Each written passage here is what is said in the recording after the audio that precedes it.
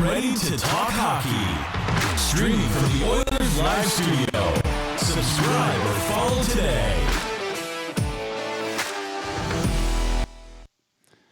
Hey, it's Michael here with Oilers live streaming with Mr. Mike Dirsa on Mega Thread Monday. Welcome, Mike.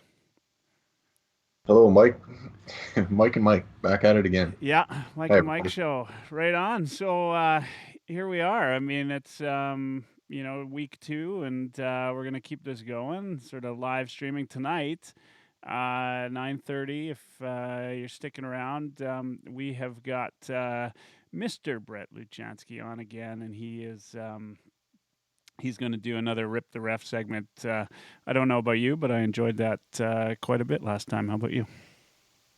Yeah, no, it was fun, and Brett has, I don't know, he takes reffing way too seriously. It doesn't sound like being on the ice with him would be any fun. Way too seriously. It doesn't sound like... He's probably listening right now. Yeah. Yeah, well, I got a couple things for him later. Yeah, good.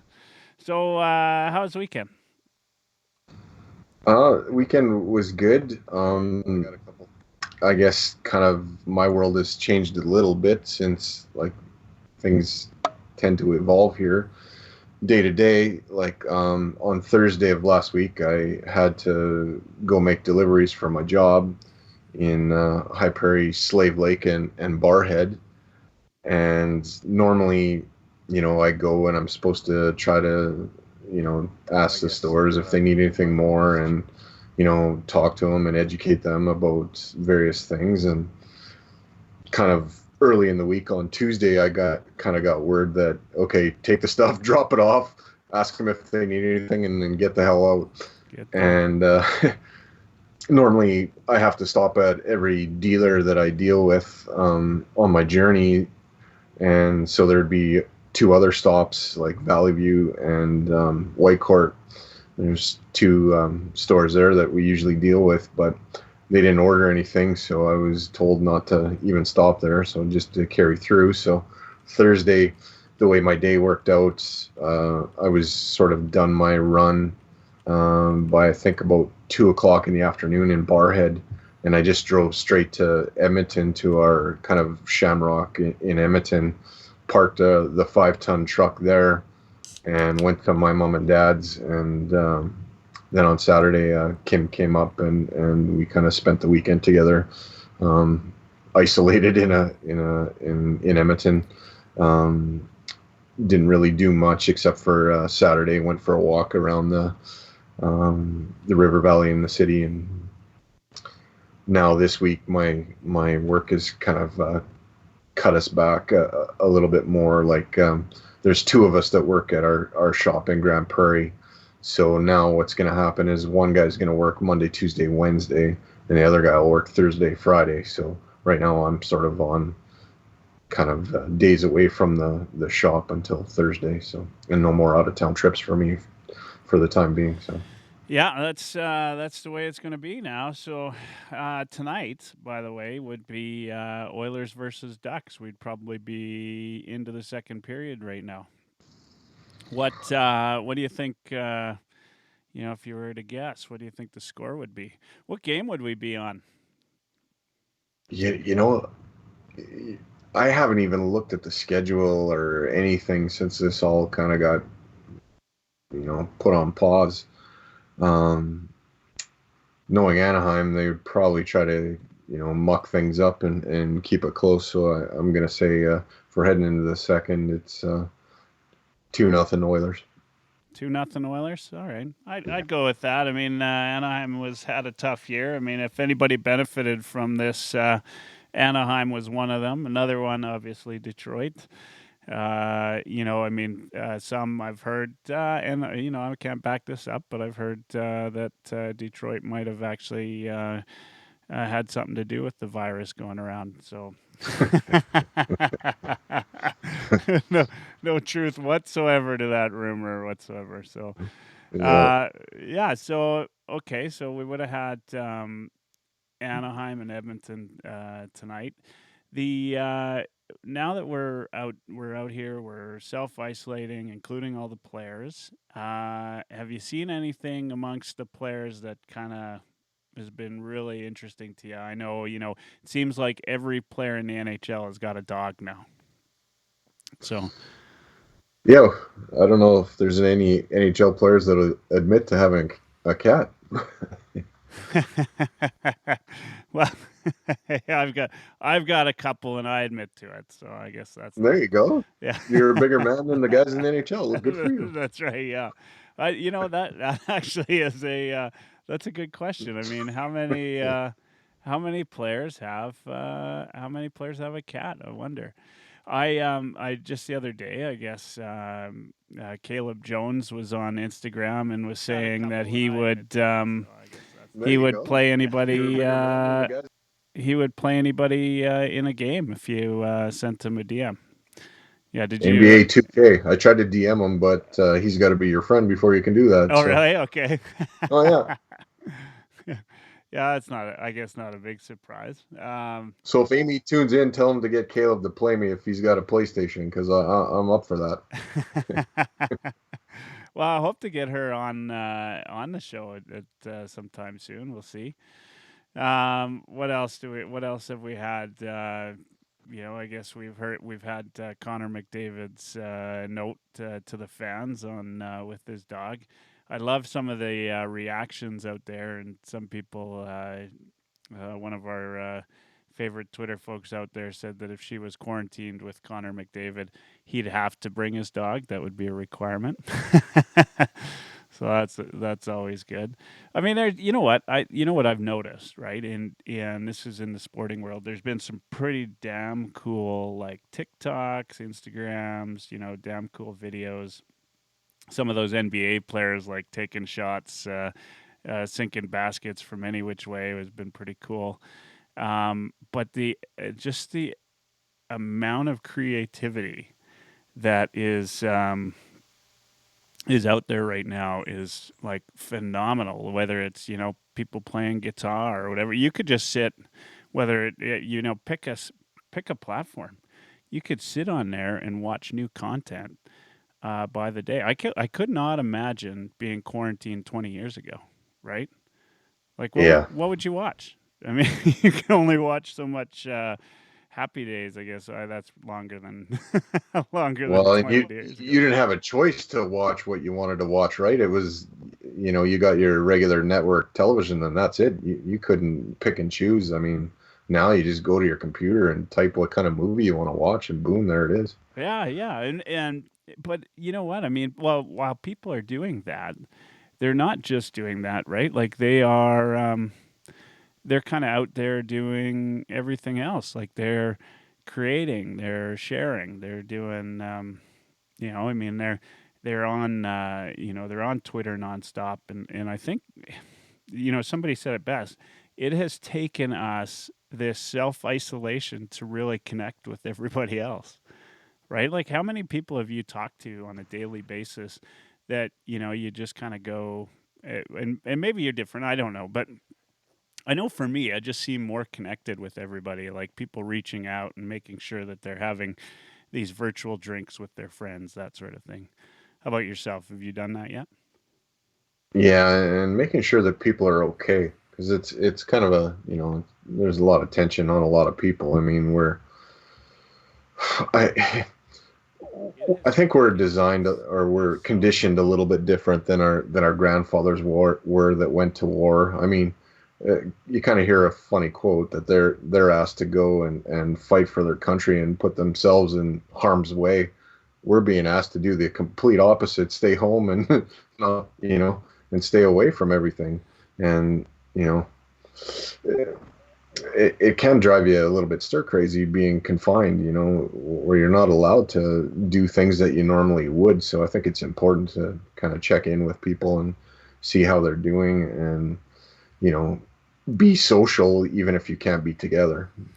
Yeah, no, I get that. I get that, and we could dwell on that, but the reality is there's some positives coming out of all of this, right? And For sure. yeah, I mean, this is what I mean. Like, if you want to, take some good out of it, it's the fact that we can, as a world community, a global community, reach out and talk to each other, that we can, you and I get on here and we live stream and we try to talk about hockey and do these things just to kind of get our minds away from it. I mean, there's been some, just fantastic things out there, and love.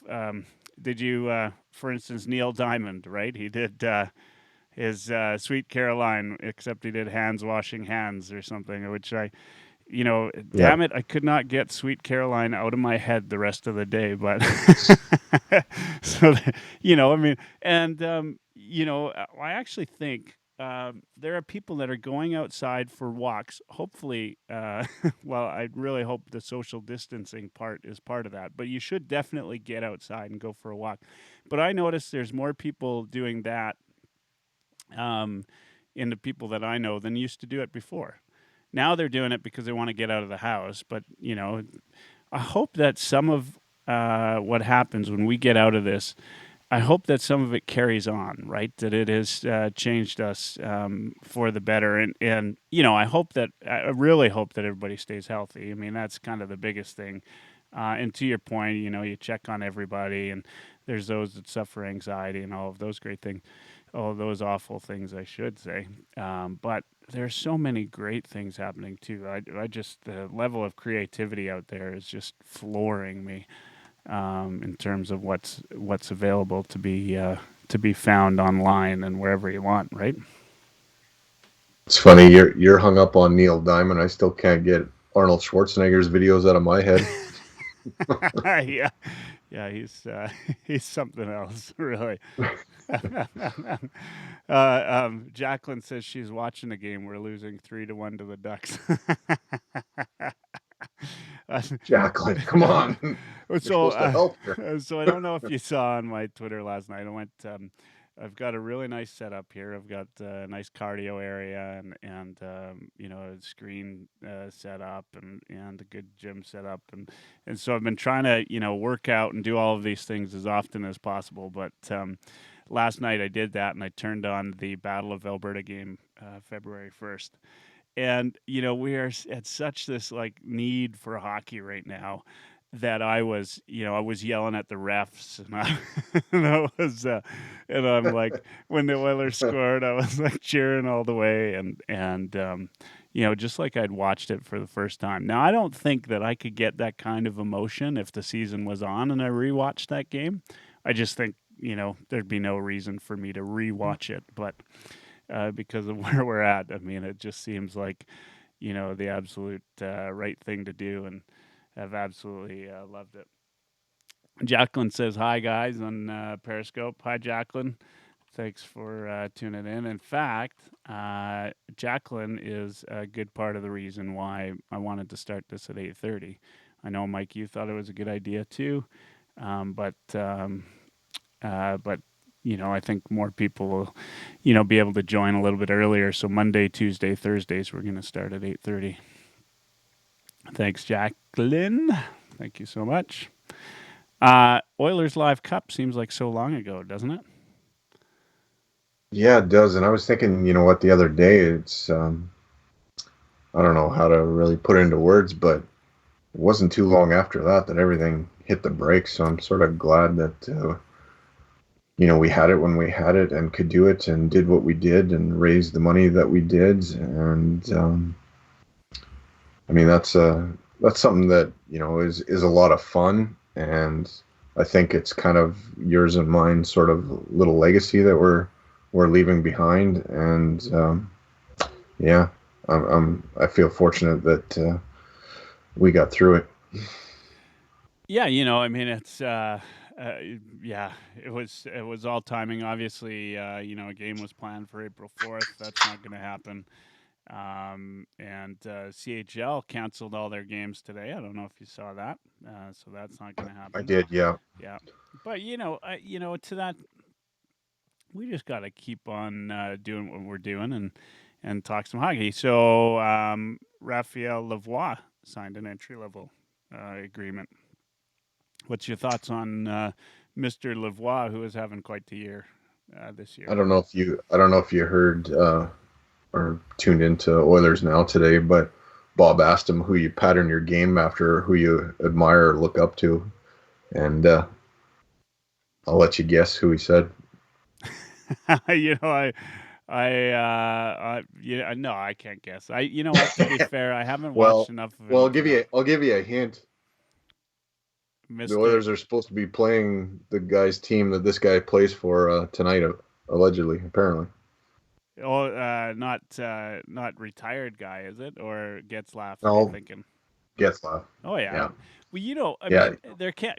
As much as you hate Getzlaff, there's a guy that you'd love to have on your team, right? Like, you know, I mean, such power. The guy's, you know, a big guy, but you know, if I like had a list of sort of guys that are on my hit list of NHL players, he'd be up there. But hell of a player, right? Yeah, about 3 years ago, I would have took Ryan Getzlaff for sure. Yeah, yeah. I mean, things have obviously changed a little bit in terms of Yeah. yeah, you know who he is and what he's been doing. Um, and so why Getzlaff? Where's Lavoie from? I something. I'm not. I don't know 100%. But if I had to guess, I would say he's a Quebec guy. But I think he's 6'4" and 20 already as a So, 20-year-old. oh yeah, okay. Yeah, he is from Quebec. So Chambly. Yeah, okay. Weird choice. I mean, that's not. I mean, not a bad choice at all. I mean, Well, anybody and I everybody. think they have similarities. Like I don't think he's a cheetah. So I don't think he's got blazing speed, but he's got size and hands and yeah. So I think that's why. So Jackie asked, "Didn't he almost come here to play? Are you referring to Getzlaff or Lavoie?" Because I don't recall Getzlaff or well, I mean, obviously Lavoie was here for rookie camp, and then he did spend some time in camp last year. I can't remember how much time, but yeah, I'm curious. I don't recall.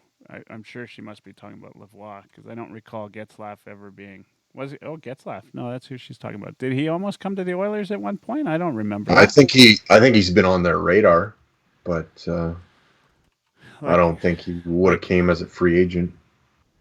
I think there was uh, talk of acquiring him via trade, but oh, this year they were talking. Yeah. yeah, I think that's right. Okay. Well, you know what? I guess the reason I don't know that I didn't know that I try not to pay too much attention to those rumors, especially if they're on Hockey Buzz. But outside of that, As per Garfield, yes, yes, or Garfield. Oh God, I would love. Do you know who Garfield is, by the way? I mean, everybody thinks that whole thing is Bob Stauffer, but I don't know. Is that? I've not heard that. I mean, Yeah, that would be. that's what everybody thinks. Yeah. I mean, I tried to look back and see if Garfield was right on anything, and I haven't found anything that Garfield's been right on. In fact, you know what, I was looking to see if they. I tried to remember. I'm trying to remember. This goes back about a year ago because I hadn't even heard of Garfield, and all of a sudden I saw, some retweets or something, and I thought, oh crap. And then I looked it up, and people had actually quoted these tweets at one point, right? Like that was. So I assume at some point that Garfield or Odie or whoever was accurate maybe once or twice, and you know what do they say? Once every now and again, a blind squirrel gets a nut. I So, mean, if you put enough out there, eventually Garfield's gonna die, well, that's just not be it. right. That's just it. So you've heard the rumor. There is a rumor going around that it's Stauffer. I mean, Yeah. Stauffer's an insider, right? I mean, he's around the team all the time. He's talking to everybody. I mean, he's got some info that we don't always have. Some of it is purely speculation, and I suspect they're careful as to what they say to him and probably leak to him what they want him to say. But I mean, he's got to be smarter than some of the Garfield quotes out there. That's yeah. I think so. I think it's just somebody just blurting stuff out there, just something to do. Yeah. So, we've got tonight, I think for those of you that are tuning in right now, we've got Brett Luchansky coming on for Rip the Ref. Did you see, I've got to go back to this now. Did you see Brett Luchansky's wife's comments today? Yeah, yeah. She got him better than we're going to today. Well, I mean, is this not the best? So, Power struggle at home. here's the one. So this is from Mrs. Luchansky. She says, "My question for Brett Luchansky is: on ice, you are on charge. You make the calls, but at home, your son and wife call the shots. Is that hard for you?" She's like, His response wasn't bad either to that. It was like, that's why I ref so much. I know. Actually, I really enjoyed. So if you haven't yet, you got to follow Mr. Luchansky at B Luchansky. That's LUCHANSKI, and he is a 20-year veteran ref, and he's hilarious and fun to interact with, and also has got a good, really good spirit on it. Thanks, by the way, for tonight doing the mega thread. We haven't. I needed some semblance of regular life, and mega thread was a part of that. We didn't quite get the notifications though that we normally do, which is too bad. But I guess people aren't in mega thread mode right now. To make that one up tonight for this, and then tailor make it for what we're trying to do. That was almost like a half an hour little project. I had to start at about 7:30, and I think it was almost 8 o'clock before I got it to rattle off there.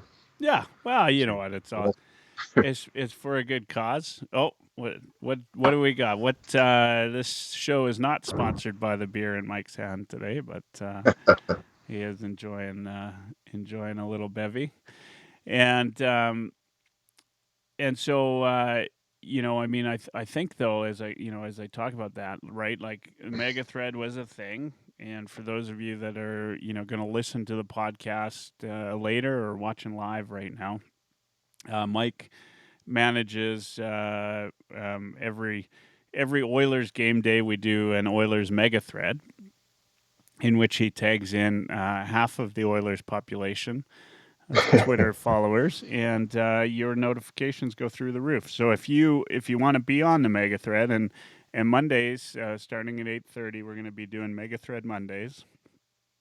Just let us know. Let's interact. Let's get together, and then I think that every Monday we're going to try and get Brett on as well at 9:30, and have Rip the Ref at 9:30 as well. So I think Mondays are going to be a lot of fun. You know what, Michael? I was thinking about something, because you always do the interviewing, for the most part, unless Amy Jones is on with you. Yeah, I got a question for you, and it's the first time I'm going to get romantic with you. But what's your hockey experience, and like, where did it all begin? Playing, watching, all that. That's something I've always wanted to ask you. Well, so, there's a reason I don't talk about that much.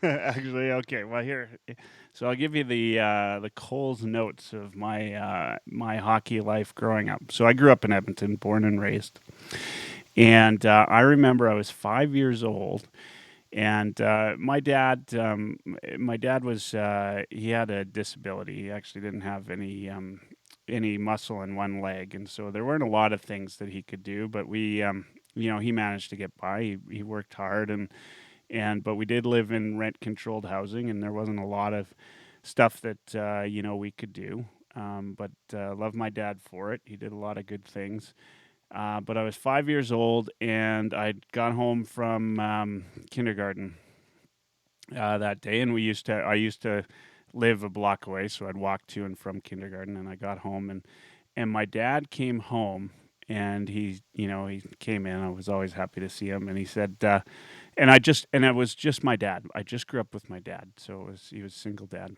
and which made it a little bit harder for him. He had my brother and I, and he had this. He said, "I've got a surprise for you," and he had this hockey equipment for me.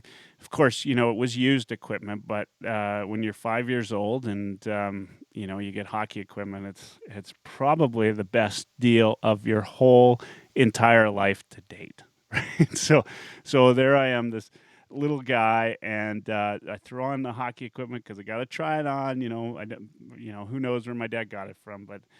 So I put on all the gear on, put on the jersey, put on everything, and I wore it the rest of the day, right? Like I wore it around. We lived in this, like I said, this rent-controlled complex. Lots of kids, obviously, in that kind of an area, and I'm running around the complex in my hockey equipment.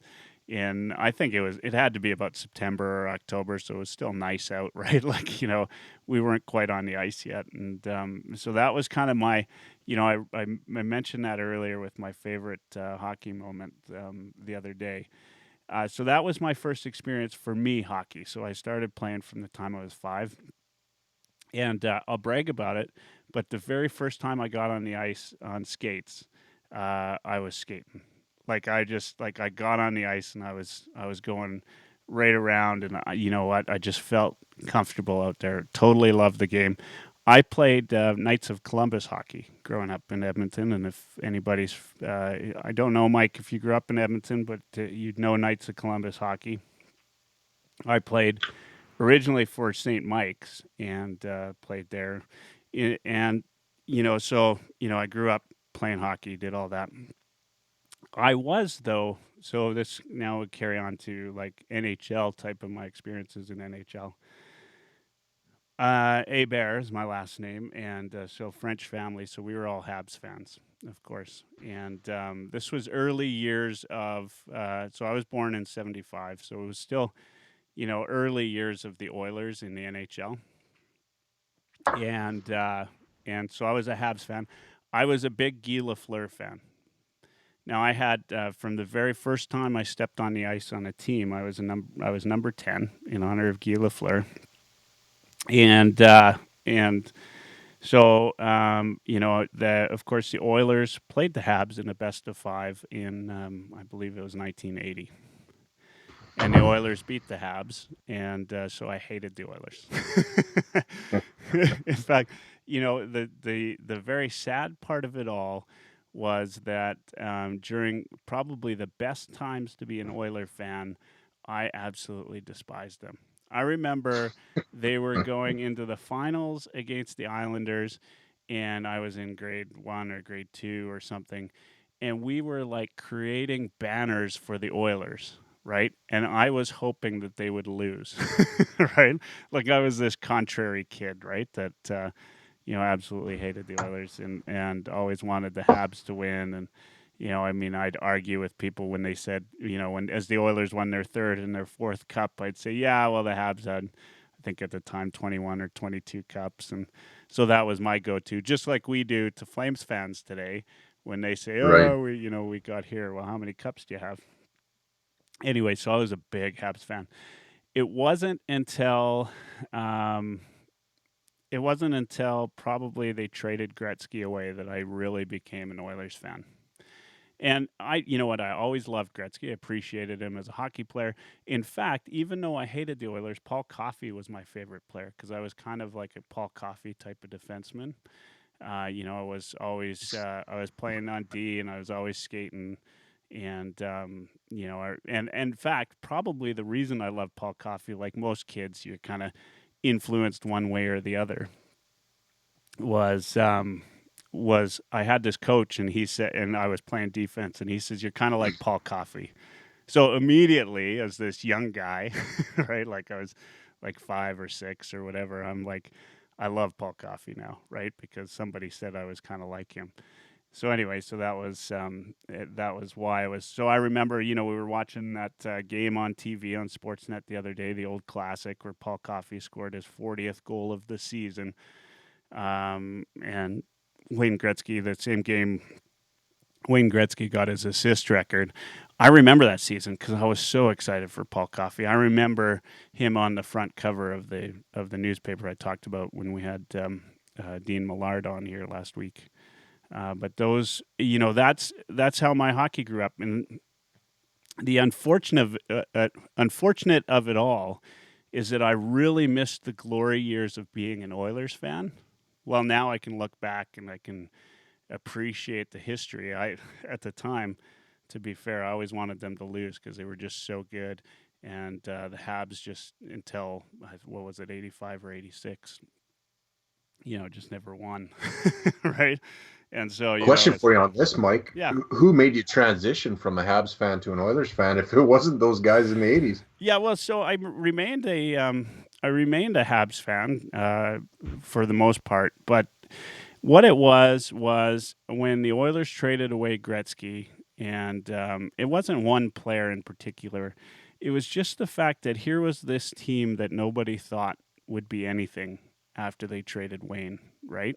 Mm-hmm. Like it would be kind of like, it was like when Connor McDavid went down this year, right? And Draisaitl picked up the pieces and led with it. Like, this is the making of a hell of a team, right? Like this is very memorable in terms of how we view this team, that they can be better than one single player, right? Like, there was that meme going around that Flames fans were putting around with, Connor McDavid being the Edmonton Oilers, right? Like, Right. But this year, it was proven that Draisaitl was, equally as important a player. And so back then, when you go back to then, and Gretzky was traded away, and the team, led by the great Mark Messier and others, right? And they proved that they had what it takes. In fact, I've been doing some cleaning while I've been out and about, and I found this. Let me know if you can see it on the, I don't know if you're on Periscope, but Yeah. No. so I've got a little action mag here, and it's from the Stanley Cup Finals in the 90s against the Bruins when I was at the games. Anyway, on the back as well, we've got, Messier, or not Messier, Dave Semenko on the back. But the team that year had, I was just looking at the, this was back when I started to become an Oilers fan. You remember these action magazines, by the way? One of the most exciting things about them was that there was always like a number on a page in here, and you could win something. Remember, they'd say, check, Oilers fans, check, page number 22 and see if you've got this number. And then, but was that basically the programs back in the day, Mike? This was the program back in the day. Yeah. So this year we had Mark Messier through 18 games in that playoffs, had 27 points in 18 games. And then Craig Simpson right behind him, Esa Tikkanen, Jari Kurri, Glenn Anderson, Mark Lamb, remember Mark Lamb? Ristolainen, Joe Murphy, of course, which, a lot's been made of Joe lately, Adam Graves, Randy Gregg, Charlie Huddy, Peter Klima, the old helmet guy. I don't know whatever happened to Klima, but it was just sort of this kind of magical time for me, because I thought, like, here's a team that's sort of overcome everything, and it's just was just fantastic. It was a great time to be. Anytime's a great time to be an Oilers fan. Maybe there've been some hard moments last 14 years, but that certainly was for me the time that really sort of changed my mind. And this is a good example of why you don't ask me questions, because I just talked for about 20 minutes straight. all you did is ask me one question. But I did. That's good though. I did. You know what? That whole beginnings for you is the romance I was looking for. if we're in the circle of trust right now, I got to tell you that my sister taught me how to skate, and it was a lot of hanging onto the boards and making my way around the rink until I could figure it out. And when I started playing hockey, I was in an age group of kids, 2 years younger than me, for a year until I got up to speed and could play with kids kind of my own age. So And for those watching tonight, that just happens to be the Oilers Live Cup when all of that happened, just a couple months ago. No, you know what? I mean, everybody's got a good a good hockey story, right? Like that's it's part of being Canadian. I mean, it's just it's so exciting. And I always, whether you were an Oilers fan in the glory days or not, it was just an exciting time to be around Edmonton when hockey came about. Talk about 2005, when Pronger and the team, uh, and I always forget, was it 2005 or 2006 they went to the finals?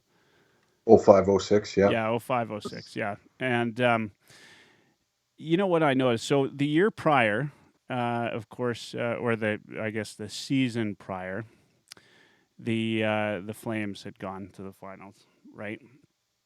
Now this is kind of interesting because I love, of course, I love any chance I can to sort of bug Flames fans.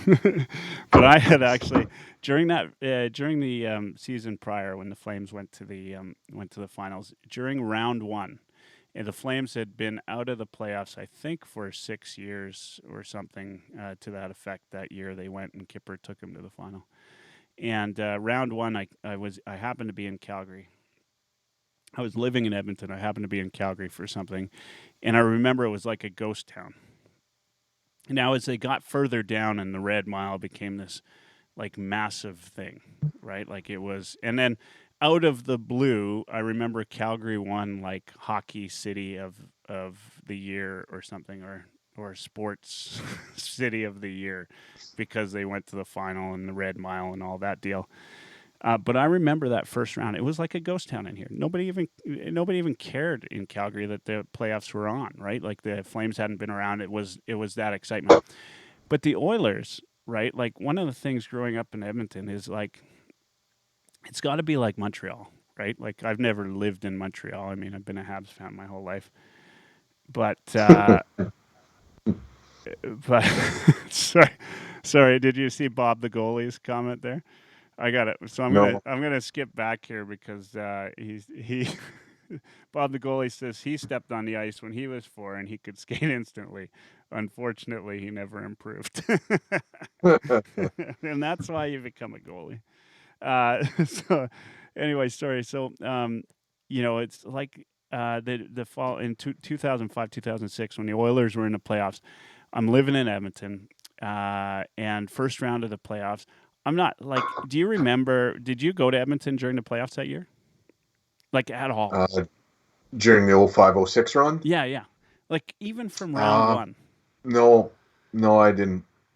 Oh well, I mean, I remember the very first playoff game, stepping outside like near puck drop, and it was like a ghost town. Now, what's interesting for me is that actually 2006 when the Oilers went to.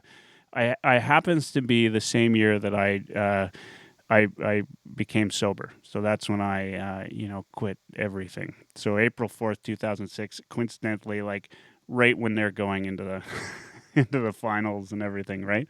And That must so have been a challenge. it was, you know what, it was a huge challenge, but so I stayed home the whole time because I was kind of a shut in. I actually, not unlike my dad, I was a single dad at the time, just my little one and me, and full time, and so I didn't, I was like an agoraphobe. I hated even going outside, but I would kind of go outside. Believe it or not, I was a smoker back then. I'd go outside, have a cigarette, and during puck drop, right around puck drop time, it was like a ghost town outside, right? And then and everybody would be watching the game. Oilers fans are the absolute best, right? Like these, like you know, um, right from round one, right to the final.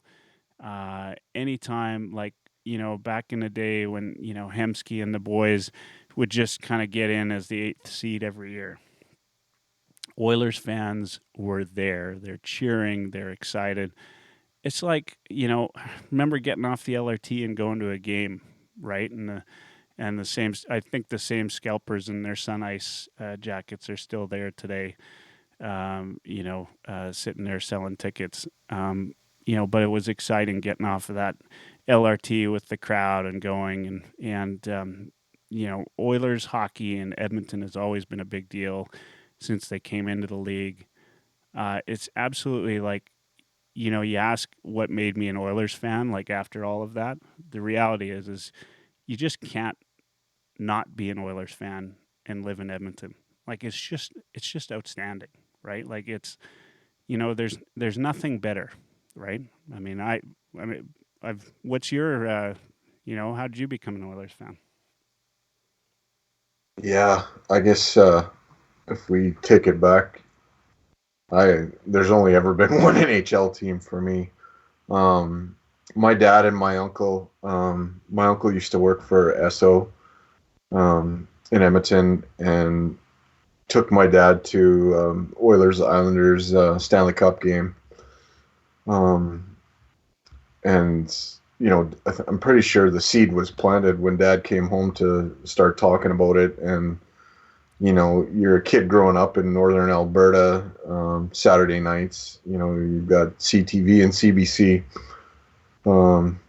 And you're playing all day. When the streetlights came on, it was time to go home. So that was usually around 8 o'clock, or a little earlier, I guess, in the wintertime. But sit in front of the television, and you're, at the time, you didn't think anything of it, but you're watching one of the greatest groups of hockey players ever assembled, and you become fixated by it, and kind of the love goes from there. I think sort of it was a few years later. I think my first NHL game I was at was actually a playoff game, and it was when Theo Fleury scored in overtime and did his circles on, like Yakupov had center ice there. Yeah. We lost that game. I remember feeling so bad, and then we go home, and the next game was in Calgary, and friends of ours had, at the time, I think like a 60-inch TV, which was, unheard of back then, and watched the game against Calgary, and we won that. And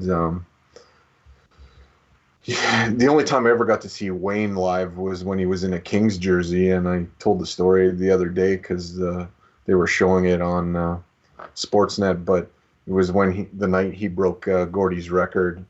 I told you and Dean that. Yeah. I remember sitting in the stands watching it, and I'm thinking, it's a pretty pedestrian effort. Doesn't really look like he's even trying out there.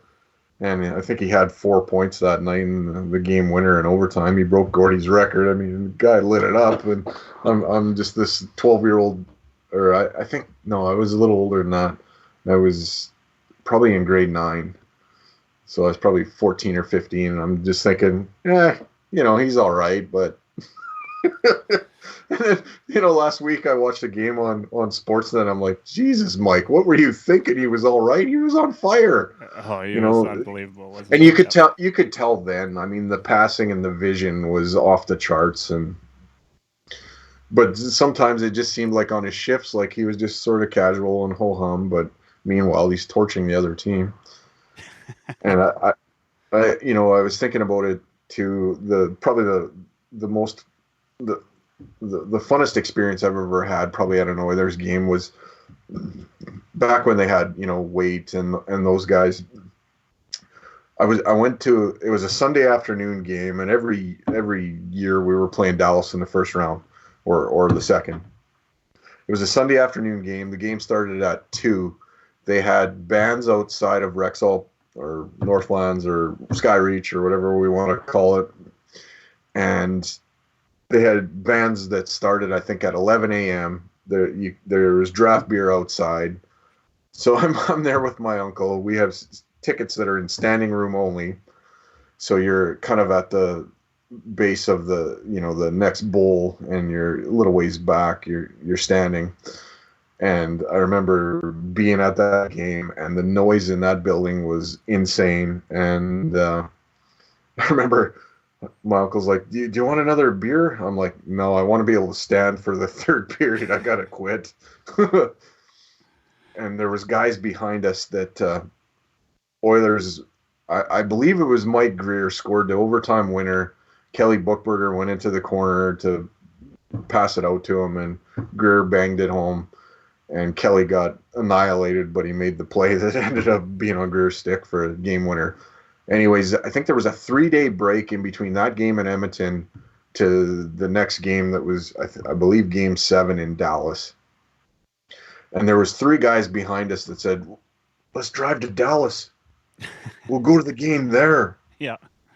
And me and my uncle are like, yeah, right. These are just 2 drunk guys, and yeah, right. Like, that's going to happen. Yeah. Well, sure enough, they drove straight from Edmonton to Texas. They didn't even have tickets. They just drove down there. The Oilers got wind of their story and got them tickets so they could watch the game there in Dallas. Oh, nice. Yeah. Yeah, and the Hockey Night in Canada ended up putting them on. Like, they got put on Hockey Night in Canada because their story was so wild. Yeah, and they were right beside us in the standing room in Edmonton. Oh, that's awesome. Yeah, I mean, that's the kind of thing that Oilers fans do, right? Like, I mean, when the Oilers were back in the playoffs in 2017, and we just watched on Sportsnet the other night that San Jose game, I was at the 7-0 game. We decided that as soon as they were in the playoffs, I went and bought tickets in San Jose because I figured it would be too hard to get tickets in Edmonton, right? And it was easy to get good tickets at San Jose. It was packed by the time we got there. It was packed with a lot of Oilers fans, and then of course we put up a stinker. It was 7-0, and so that was. Yeah, I waited a long time for playoff hockey, and that was the one that I got. Well, I shouldn't say playoff hockey. I've been to other playoff games, just not the Oilers. So it was kind of a downside. And then we, of course, those of you that don't know, I live in Calgary now. And don't hold it against me, but I did go up. We went. The whole family went up a couple times for the watch parties at Rogers Place, and it was insane. Just watching the game on a big screen with a whole bunch of fans, like, it was good. So. Hockey Hunka. Does that mean you were You just in reminded San me Jose? that blowout game that was in San Jose. I did go to the watch party at Did you? at Rogers for that too.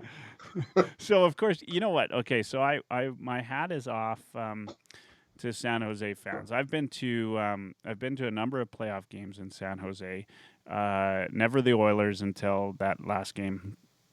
But the job that pays the podcasting bills is in tech, and so I spent some time out in that area, and so when I'm out there, if the Sharks are playing, then I'll go to a game, and so I've been to the Shark Tank a couple times, and the fans are always great. In fact, the fans were amazing. Even like all the Oilers fans were like in the lounges and the bars around the arena. We would just filled it up. And, I met Oilers fans from all over. There was from Vancouver, all over the place, and all types of Oilers fans. And but we also met a ton of Sharks fans, and so when we met them, they were really good. But it's a 7-0 game. And my seats happen to be right next to the only annoying Sharks fan in the whole building. but I guess the one cool thing is just up to my right was Daryl Cates and the Cates kids. Oh, Hockey Hunka just talks about the Cates kids on Periscope. But yeah, so the Cates kids were actually right behind me, and they all left I think early because I didn't see them after. I can't remember when the score got out of hand, but I think it was early enough they left for the third period. What a shitty game. And then, of course, that was when Draisaitl speared, what's his name in the corner? Oh, man. And I, like any good fan, I'm screaming at the refs because Draisaitl was going to the. I'm like, I barely touched him, But if you if you look at the replay, of course, Draisaitl deserved every bit of punishment he got for that. I guess the only thing that really pissed me off about that was Crosby did the same thing earlier that season, right? But in true NHL fashion, I think they penalized Draisaitl heavier than they penalized Crosby, right? Yeah, Crosby's was worse actually. Didn't he right from behind, just right up crotch area that season? If I recall, I can't remember who it was, but I just remember that was what pissed me off. When 10 minutes from now, we're gonna have Brett Luchansky on for Rip the Ref segment. Was that dry spear on Dylan? Crap. Yeah, you know what? I'm gonna have to look it up because I just remember seeing it. I remember I remember being that asshole fan that was yelling, "I barely touched him," and then the replay comes up and of course it was well deserved, but so let's we've got this thing called the internet, which I don't know how we live without it. You were talking earlier too, Mike, about 06. I went to a game in 06 where the Oilers were playing the Avalanche, and I think the Avalanche were up 7-0, and Ethan Morrow scored, and the Oil fans in the building booed the goal. At that point, there was no way I would have thought, a couple of months later, because I think it was in December that I was there. There was no way I would have thought this team would have went to Game 7 of the Stanley Cup Final. Yeah, Cinderella is an understatement for those guys. I mean, not that there wasn't talent on that club, because there definitely was, but it just, like, some nights they were in a different league. And then I remember that year I was playing a lot of rec league back then, and a lot of nights I would go into our game, and the Oilers would be down like 4-1 or 5-1 or something, and they would take games and they would tie them up. They would take them into overtime. They wouldn't necessarily win them, but they would just, as Dustin Nilsson says, milk points. They did that really well that year. They were never really out of a game except for the one I was at, but yeah. So it was Tierney, by the way. I'm going to post to the live stream. Chris Tierney, posting the link, and you can watch the video if you want. Yeah. I mean, so honestly, Andy says the trade deadline was low at his best, no question. What was your opinion of Lowe as a GM? Well, he, at times he wasn't afraid to swing for the stars to get somebody, like, landing Pronger and Pekka to start that season. Took me by surprise. I never thought he would have done that. I think he at times I think felt like he had to pay players that were sort of mediocre top dollar just to get him to hang around in Edmonton. I mean, I think.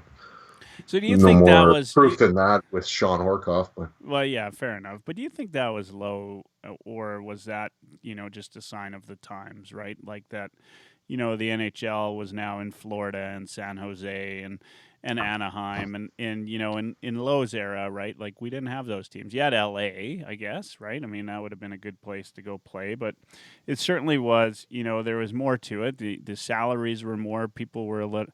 I think agents are a little bit more shrewd, and they're looking at things like taxes and various other different things. Not to say that, the players weren't as intelligent back then, but they certainly didn't have as much information as they have now. And I don't think, I think that there was a point in time and some of the surveys among among fans or players at the time sort of pointed in the direction that people didn't want to play in Edmonton. I mean, the winters were cold and the travel was long, and there were just better places to play. And so if you wanted to keep a guy, and you had a guy like Horkoff, who I think Lowe would have looked at as a big time leader, right?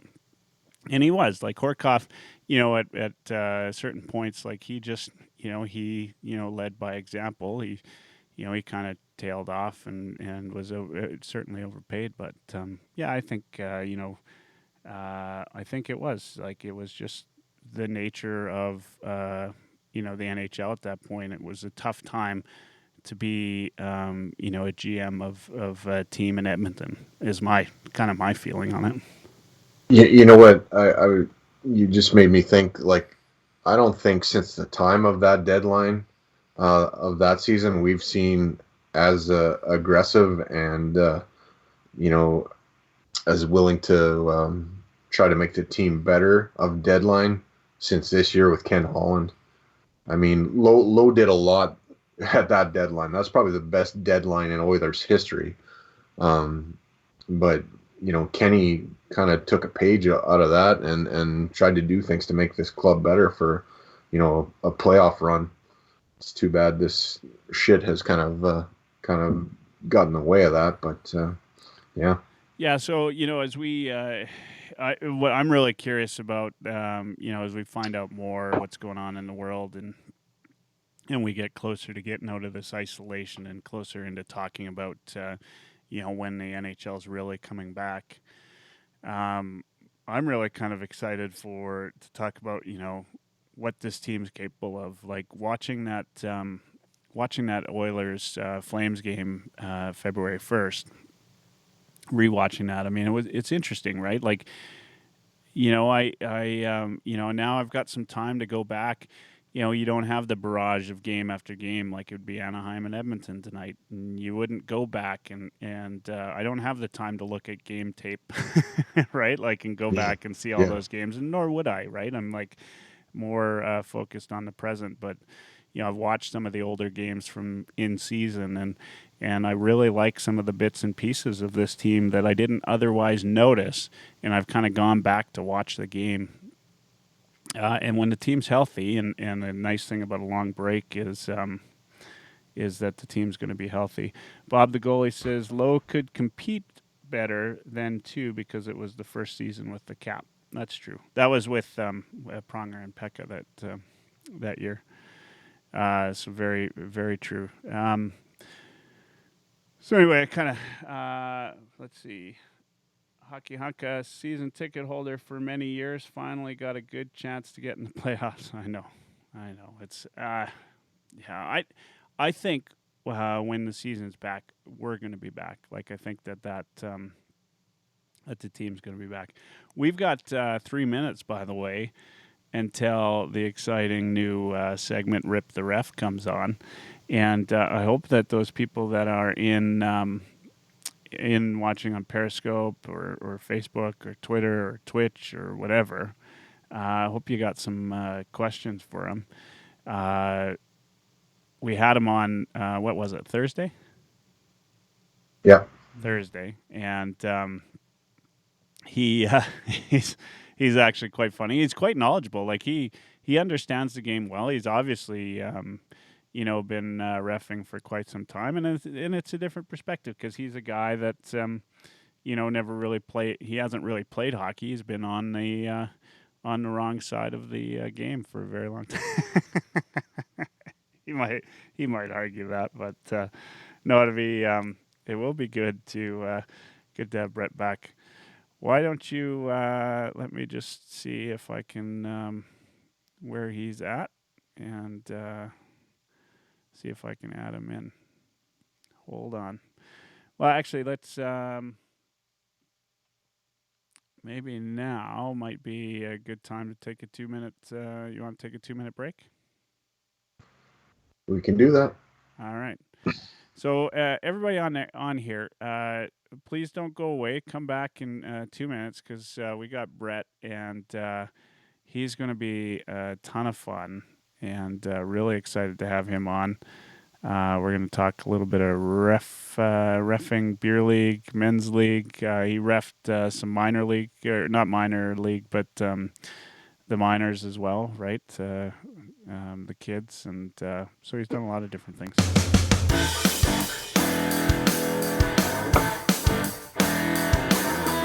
Oilerslive podcast.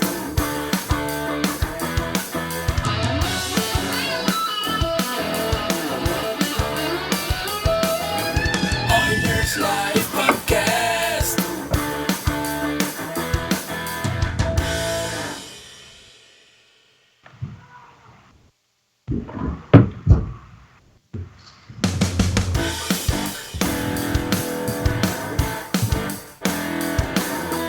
Oilerslive podcast.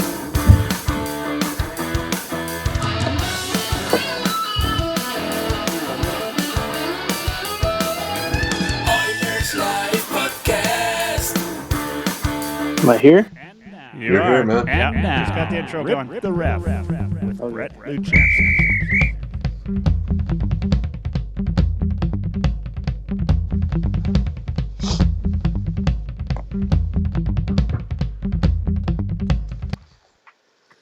All right, we're here. We got Brett Luchansky on. We're for the Rip the Ref segment. Welcome back, Brett. How are you? Oh, I'm doing okay. Okay. Had a busy weekend of a lot of basement hockey. I lost a lot of games Yeah. to my 5-year-old down here. We're down here for hours, so Yeah. that's all we're really doing. Go outside every once in a while. What But, is that travesty of a jersey hanging up in the back there? In the middle? That's my ref jersey in the rafters because I had to pack up my bag and put it away in the corner, but I left that one out. Huh, I was hoping you retired it. Yeah, that's right. I'm not going to lie. I saw the stripes and I got a bit of a shiver there. That's my number. They asked me what number I wanted. I said 78. That's for Low Tide because he loves Pouliot. Oh, nice. Nice. So I And said I didn't really care what number I got, so I told him just give me 78. so there's not a number that you've been like as a ref your whole life, or just whatever. they No, give you? because in minor hockey you don't put numbers on your jersey at all. Yeah. That's just like that's the league jersey. Yep. They have numbers for I don't know, just cause. Give a little But, plug to the league that you're reffing the most. I mean, you don't. This is not a sponsored thing, but what league do you? I ref in the Edmonton. It's called CCRHL. Okay. Slash. It used to be called ERHL too, so it goes by both names, but it's citywide. About 180 teams, maybe 200 at the high point. Oh, nice. Okay. And we were just about to start our playoffs that Saturday night when they shut everything down. So no. and I don't got a playoffs. good feeling about finishing it either. I don't even have a good feeling about starting summer league on time in the first week of May, but I guess we'll see. And so the league plays where? Like all around the city today? Everywhere. It's such a big league. We use ice everywhere we can get it. Every city rink, a couple private rinks as well. Even like Claire Drake, where the Bears play. They do also offer. I think our league's the only one has. You can play at Rogers Place. You get the game experience. You either play after Oil Kings, Yeah. or after Oilers, or sometimes before Oilers, like in the afternoon. I know I did one before an Oilers game. Like well before. Oh yeah. So that was pretty cool. I've done that twice through this league now, ref down there. Yeah. And it's a pretty awesome experience. But once a year is good enough. It's like kind of a pain getting there and getting all inside there with your bag and everything. But Yeah. one of the biggest things I noticed while reffing on that ice was the lighting. Like it's just so much brighter and so much better than any rink you ever played in around the city. Yeah, I mean that's. I remember when I was younger playing on the Coliseum ice, and the lighting's probably subpar comparatively to what they got even now, but it was always pretty amazing. I remember I did one game at Rexall when I was a kid. It was like a Pee Wee exhibition game, and I remember I thought it was so cool. They put us in a room that had a TV, for getting ready. I thought Yeah. that was like the most awesome thing ever. Yeah. What was on the TV? I mean, what are we? What are It we was some talking here? sports channel. I don't know, TSN or something probably. So not Okay. Romper Room. And you know what I was watching tonight too? Oh, Was on Sportsnet. Was the Leafs Flames? Or no, Leafs Kings from '93. oh yeah. What was? And I'm watching it, and it says like Kerry Fraser's the ref at the beginning, and I'm thinking Leafs Kings. Is this the game? This is the high stick game. Yeah, the high sticking game. That's Like, right. and I've never seen it. Like I've heard about it a ton. I've never actually seen it because it's from '93. Like I was too little to be watching. Now Leafs. So I Most did Leafs watch. fans will tell you that's why they don't have a cup, right? Exactly right. But how? Tell me, how were the Leafs and the Kings playing each other not in the Stanley Cup final? That's a good question. Because I was trying to Well, it was, like so without the googling it or conferences would whatever, have I been couldn't figure it out. the Campbell and the Prince of Wales, right? And so that would have been the Campbell Conference, I think, right? So it wasn't split like East West then. No, they didn't have Obviously. East West, but I don't remember. Yeah, so it was the Campbell Conference Finals, and I don't know. Obviously, the Leafs were part of the Campbell Conference. I'm just trying to remember who was in the Campbell Conference that year.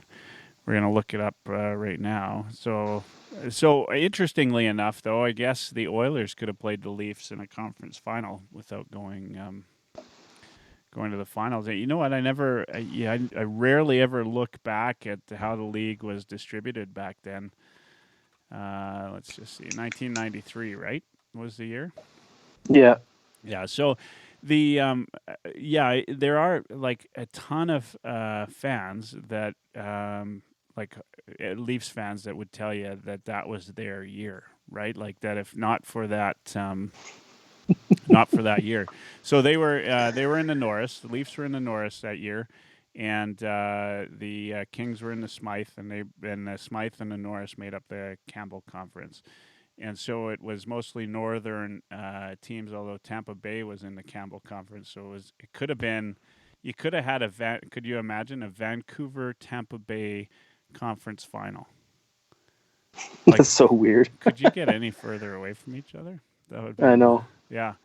So, and on the Prince of Wales side, of course, Hartford was back in the league back then. Quebec was in the league. Let's see, you could have had it's unreasonable the way that they had it made then, because all of those fans were in the East Coast. All those teams were in the East Coast. You had Boston, Quebec, Montreal, Buffalo, Hartford, Ottawa, Pittsburgh, Washington, New York, New Jersey, Philly, and the Rangers. None of you could drive to each of those games. You didn't even have to fly. Whereas in the Campbell Conference, like you're flying from Toronto to LA to San Jose you're like all over the map. I don't know how they. I would have loved to have been at that Board of Governors meeting when they built that up. I wonder, who would know something about that? Stauffer. Mike was talking about Stauffer earlier today. He's a wizard when it comes to remembering facts. So, Mike, you've got a couple of things for our start off our Rip the Ref sub segment here, right? Yeah. Just I don't know. You might have heard these ones before, but a ref walks into a bar, then some tables, a chair, and a Coke machine. And when a referee falls down, they always say, "Hey ref, it's about time you get off your knees and stop blowing the game." What's the? I asked you last time. What's the? Has there ever been a chirp? I don't even remember if I asked you, but has there ever been a chirp that you like had to stop and kind of applaud? Like every now and again, a guy chirps me on the ice, and I'm like, "Holy shit! Like, man, you really like that was damn good. Like it was so good I got to give you credit for it." Oh, I'm sure there has been. I'm sure there's ones there's definitely ones that make me kind of stop and smile. might try to like smirk to the side or whatever. But like if you give me one of those, you're not gonna get anything. Like if you make me smile, nothing's gonna happen. You're a little creative out there, not just the same three things, F you or open your eyes or whatever. And that game that I was watching, Mike, like I couldn't believe the stuff that was being let go. It was unreal. Like guy was like on a clear break and he got his stick up in like the shoulder, hooked him to the side, and like nothing. Just nothing.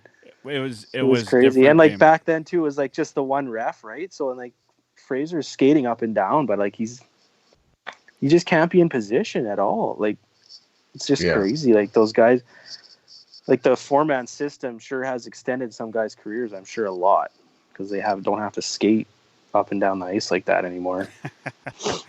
You ever get the, hey ref, does your wife know you're screwing us? I've seen that one posted before. I don't know if you guys caught it last night. I had a thing going on Twitter. I had people sending me their hatred, like air quotes hatred, and I was just tweeting it saying, "Oh, thank you very much. Twitter is so supportive. This is bringing back my normal life in a crazy time." We got funny. We have got to go. So is it hard to be at home and realize or acknowledge that your wife has better chirps than anybody on the ice you've ever run into? I know she just signed up for that just basically for the sole purpose of just chirping me on there. That's basically all she does on there. She had a couple good ones today, actually. Oh, yeah, she did. It had me going. I was like, in fact, I am going to retweet it just because. I just gave Mrs. Luchansky a follow there and retweeted that one was the best. And so, what were there any kind of highlights from those tweets back? Anybody have any good chirps on those ones that I'm trying to go look here. Yeah, I should have wrote them down. I don't have them with me. So tell me, if for those of you that are listening in, it's at B Luchansky on Twitter. You'll find him. And so you've got a couple of hashtags here, and the profile says 6 o'clocker. So you're going to have to let me know what that means. Immaculate Speller 2018 TSN 1260 Spelling Contest Champion. That's pretty awesome.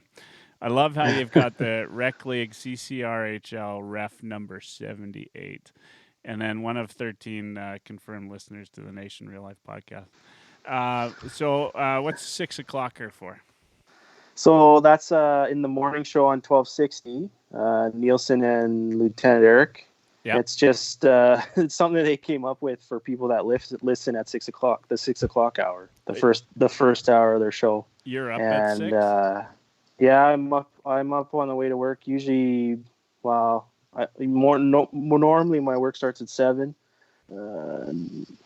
Lately, we've been staggering our start time, so I'm actually at 6:30 now. So we're staggering a bunch of our crews, so we're not all there at the same time. Yeah, and I'm also not going in the office anymore. I'm just going straight to my truck and getting everything emailed to me to avoid office. What is that? Is that the 6 o'clock horn or what? I just had to give Brett a conch shell. So that's they started, 6 o'clocker thing. The 6 o'clocker thing now. They say I think it was 6 o'clockers assemble, get together, check in on the text line, and we're gonna blow a conch. Oh yeah. To bring you all out or together or something. It's kind of an inside joke. Yeah. All right. Well, you know what? I would. I got nothing against 1260. Love the guys over there. Love listening to it. But I do have something against being up at 6 in the morning. Yeah, I know. I can't do too many games in a row, 10:30 games in a row, because it gets pretty tiring waking up the next day. Now, next up here, Immaculate Speller 2018 Spelling Contest. So what's the story behind that? So they had, during the summer, they're always reaching for content to do on that radio show. So there was a time when the Spelling Bee was on ESPN. So they had their own Spelling Bee in the studio. and I went in against two other people, and there was spelling last names In of studio. players in studio, various sports, Yeah. last names of players, and it's kind of funny because it didn't go as long as they thought it would. I think it only went like 3 rounds, and the other two guys got knocked out, and I won. So without they got without telling plaque us and how to everything. spell it, which is the last name that you won on, and then I Mike won on Belmar. Belmar. Mike, how do you spell it? Belmar. Yeah. We're gonna go From with Vegas. Belmair. Okay, I'm guessing it's Bellemare. Is that right? Yeah. Yeah. Yeah, second one. And I forget what the guy missed on. He missed on, and was it? I can't remember now. It was a Washington player. It was Washington Vegas was the Cup final that year. They should have asked like a Nakushkin or like Ristolainen Well, or something like. So it went out after like the first couple of rounds. Like they were relatively simple, and he went down the list of what he had like to keep going, and he had like that basketball player, like I don't even know how to say it, like Akunta Tempo or whatever. Oh, yeah, And he had like yeah. a bunch like that. Saltalamakia from baseball, and like he's never got to even ask any of them because it was over so fast. Maybe that's why they didn't do it this year. It wasn't any good. But they got a plaque made for me and everything. It's hanging on at work by my computer on the wall. Oh damn! If you're back at work, you got to bring that back. It's got to make a showing at Rip the Ref. Oh yeah, when I go back in the office in like 2 months or however long it's going to be. Yeah. Yeah. So, but I'm just happy to be still working. There's a lot of people that have it a lot worse right now. So 100% agreed on that. So tell us about the basement hockey back there. I see a number of different things. It looks like a little bit of a fort going on there. That looks like if I had played net, that's about how many easy spots you'd have to shoot on me there. yeah. What so do we got back there? You got about, a nude poster. You got looks like a yeah. flaming So sea. it was around Christmas break, I think. My wife came down here with her mom was visiting, and they cleaned up a lot of this area, and they cleared a bunch of stuff out of here, and they set up this cardboard and this carpet, and we brought the net in from the garage in the shooter tutor, and then it's just kind of grown over time here. Like I got a whiteboard for scores, then we started adding all these posters. We got like McDavid, Draisaitl, Talbot, Crosby, Nuge. Actually got one from it's a Yakupov, Hall, and Eberle, which is a little old school. Yeah. And then now we just added some stuff, these like white things that I'm taping to the wall here. Kind of looks like boards, and taping like advertisements on them. Okay, here's the deal. My 5-year-old's really into it. He's down here like every day. We're down here. For those of you listening, watching, and I'm going to post it on Twitter later. We are going to do a Oilers Cribs episode, and we're just going to have to go from people to people and show us their like the man cave or the Oilers cave or whatever, or what they've been doing, what they've been working on through isolation. I think we have to do that. So let's plan for that. I'm going to put it in the schedule, and we'll just. I added all these jerseys too recently. Oh yeah, there's the white one up there. I remember those. Like they're just hanging. Jerseys They're just hanging in my closet, so I figured I'd bring them down here. Got a McDavid, a Canada. Got the old royal blue and orange. Nice. I remember I was listening. I heard you guys talking about 2006 before. Yeah. And I remember being down on White Ave in 2006 in Hudson's on the corner of whatever that was. Yeah, the old Fargo's. Gateway. Yeah.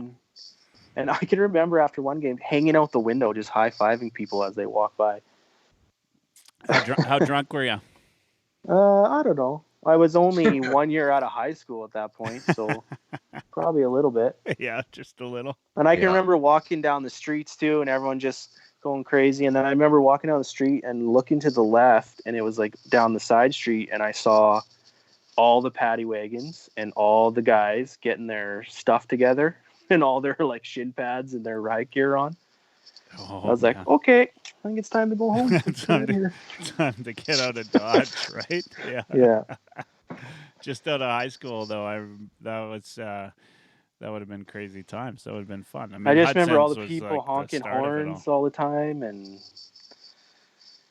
I was coaching baseball or coaching baseball at that time, and we would have it on the speakers at the park.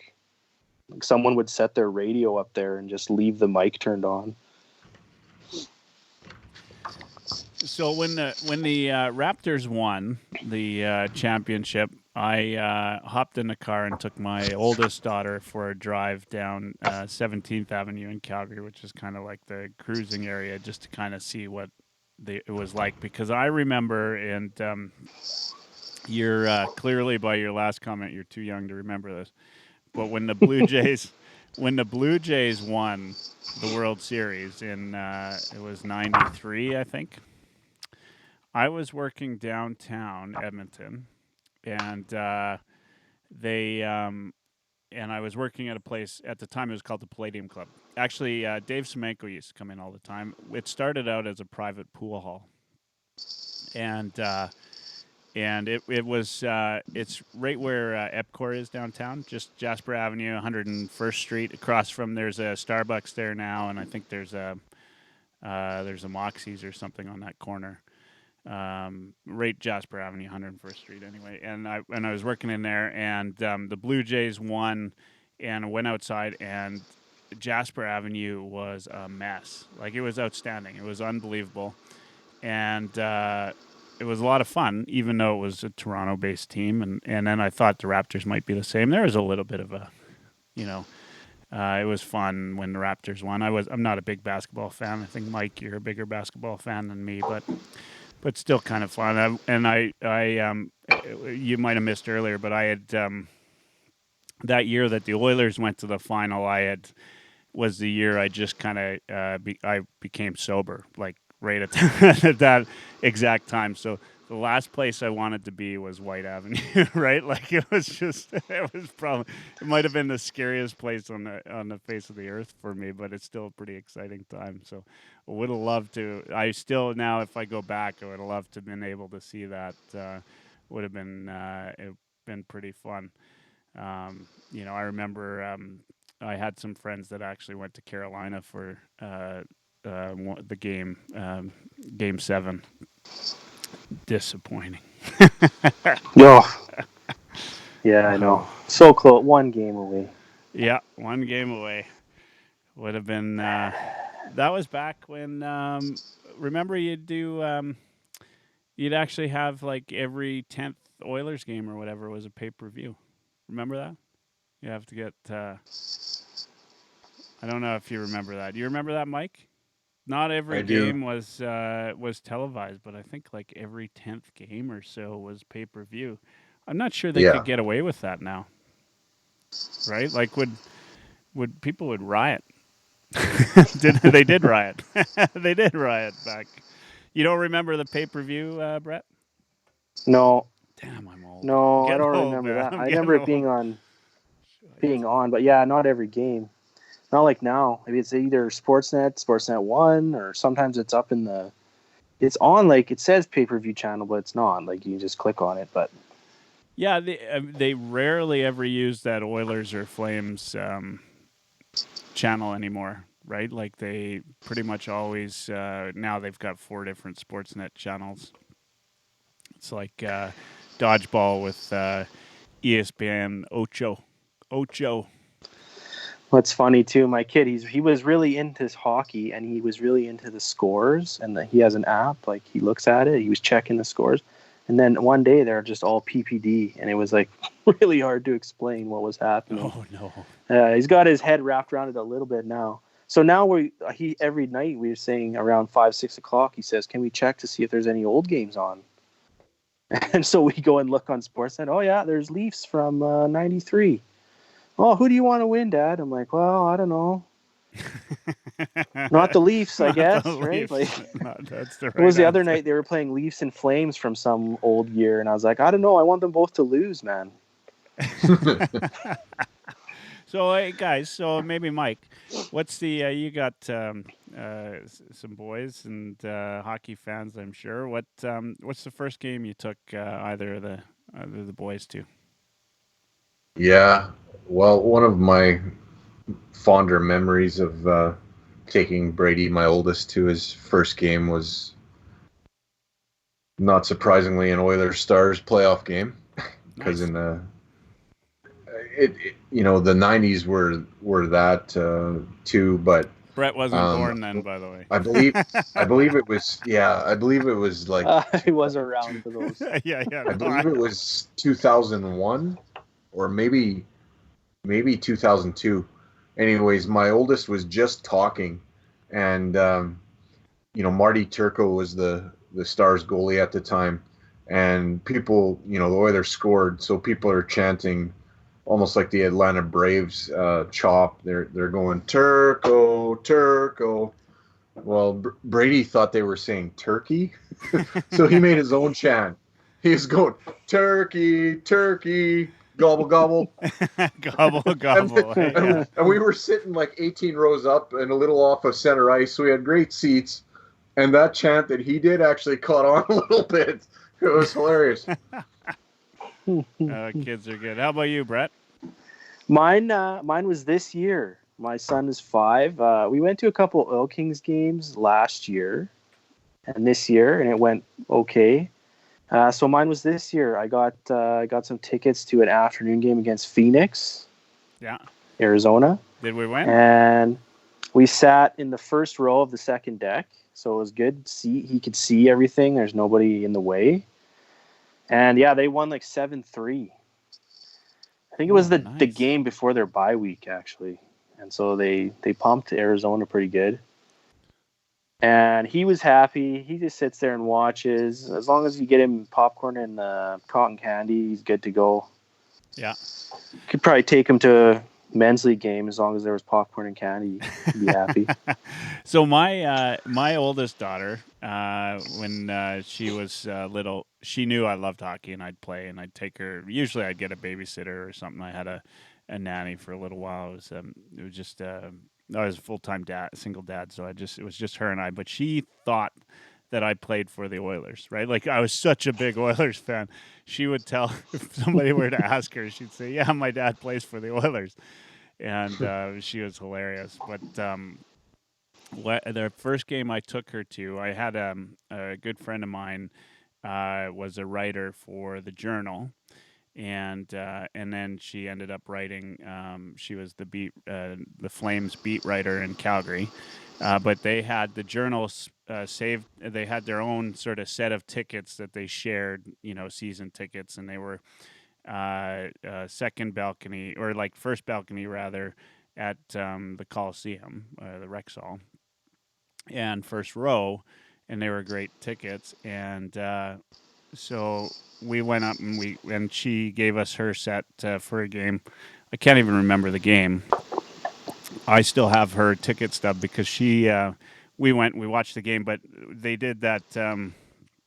They would do odds or evens, and if you won, if it was an odd number or whatever, or you're sitting in this whatever row or something, your ticket was good for like $5 off a steak at some steakhouse, probably like Teddy's or something, and so her number came up on her ticket that she won, and she was I think she had to be like 4 or 5 years old, and she was just so excited that she won, and everybody in the section was they were all like getting in on this, right? Like you won.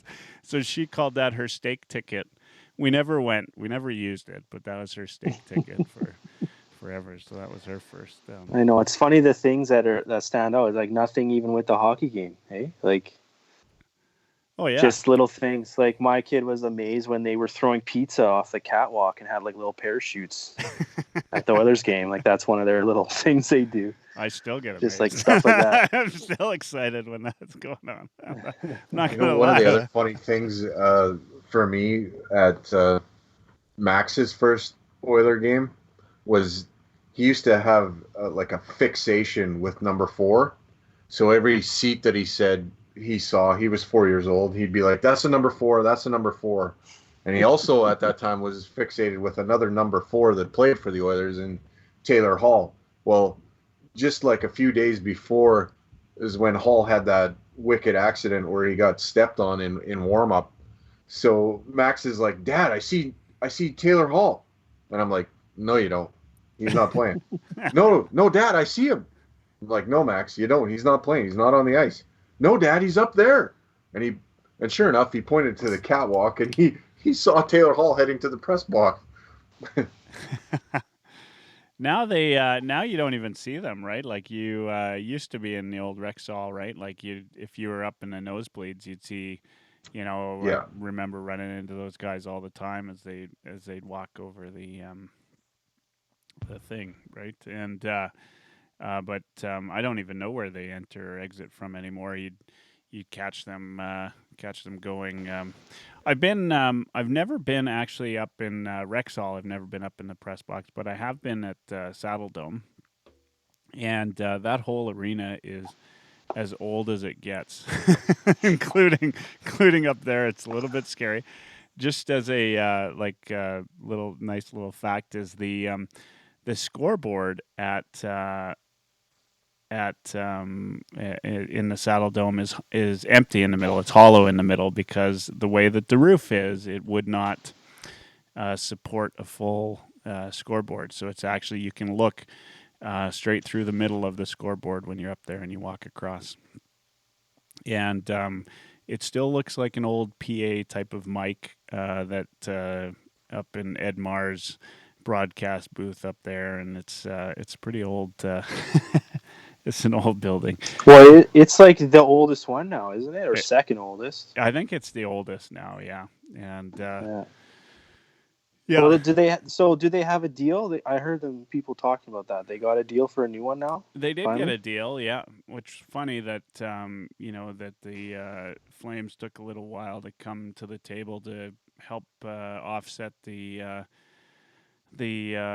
wages of some of their staff, right? Like the city, I can tell you. I mean, the community I live in, we've got an old swimming pool that's been put on the chopping block, and part of that has to do with the fact that the city is giving $350 million to the Flames for a new arena, and so they can't afford to keep the swimming pool on the go. So, I mean, it's, I live like 2 minutes away from the Saddle Dome. So, on one side, I get it. Like, it'll be a great facility. It'd be nice. It'll be great to go watch the Oilers kick the Flames' ass at whatever the new arena is. And I get that. And I was all for the Oilers, and Rex and Rogers Place, right? Like I thought that was a great deal. I was around when that deal came about, and so there's always some trade-offs. It's just kind of funny though that they'll give that much money and then the Flames turn around and they had to be guilted into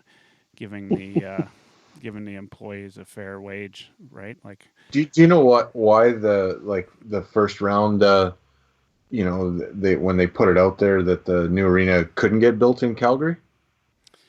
Oh, well, there's the original plans were to have it in what they call the East, not East, sorry, the West Village area, which is on the other side of downtown in Calgary. And honestly, oh, Mike, this is a joke. What I heard is the real reason that new arena couldn't get built is because there was a certain franchise that denied, putting their franchise in there, and that was Second Cup Coffee. it's possible. Come on, Brett, that's good. And Brett's like, Brett's it's taken a little bit. By the way, Brett's laugh is television delay. It was immediate laughter. If you hear, maybe I should explain that he's too young to realize that Calgary only has one cup. Yeah, that's right. Yeah. You're now the I had to think about young that guy one on for a the second. pod. Were you alive when the Flames won a cup? I don't know, what year was it? 86 or was it 86 or 84? Nope. They weren't even alive. Definitely wasn't.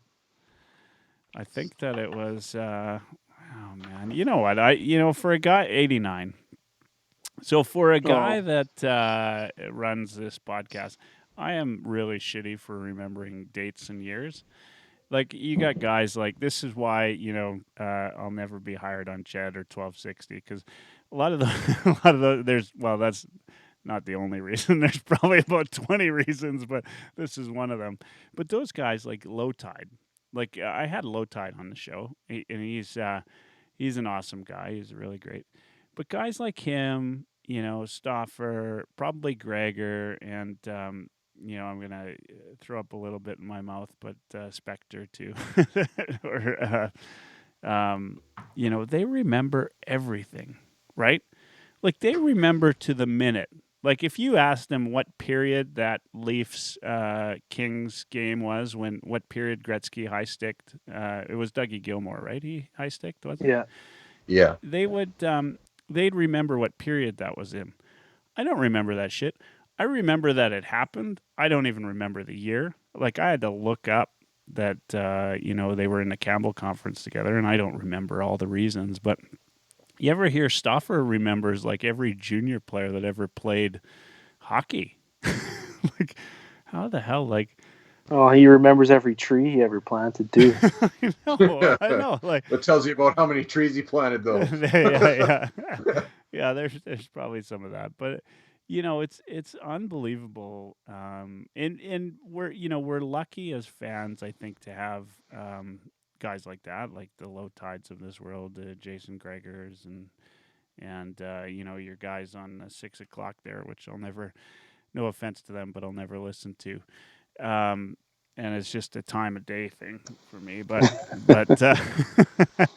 but I'm always amazed at.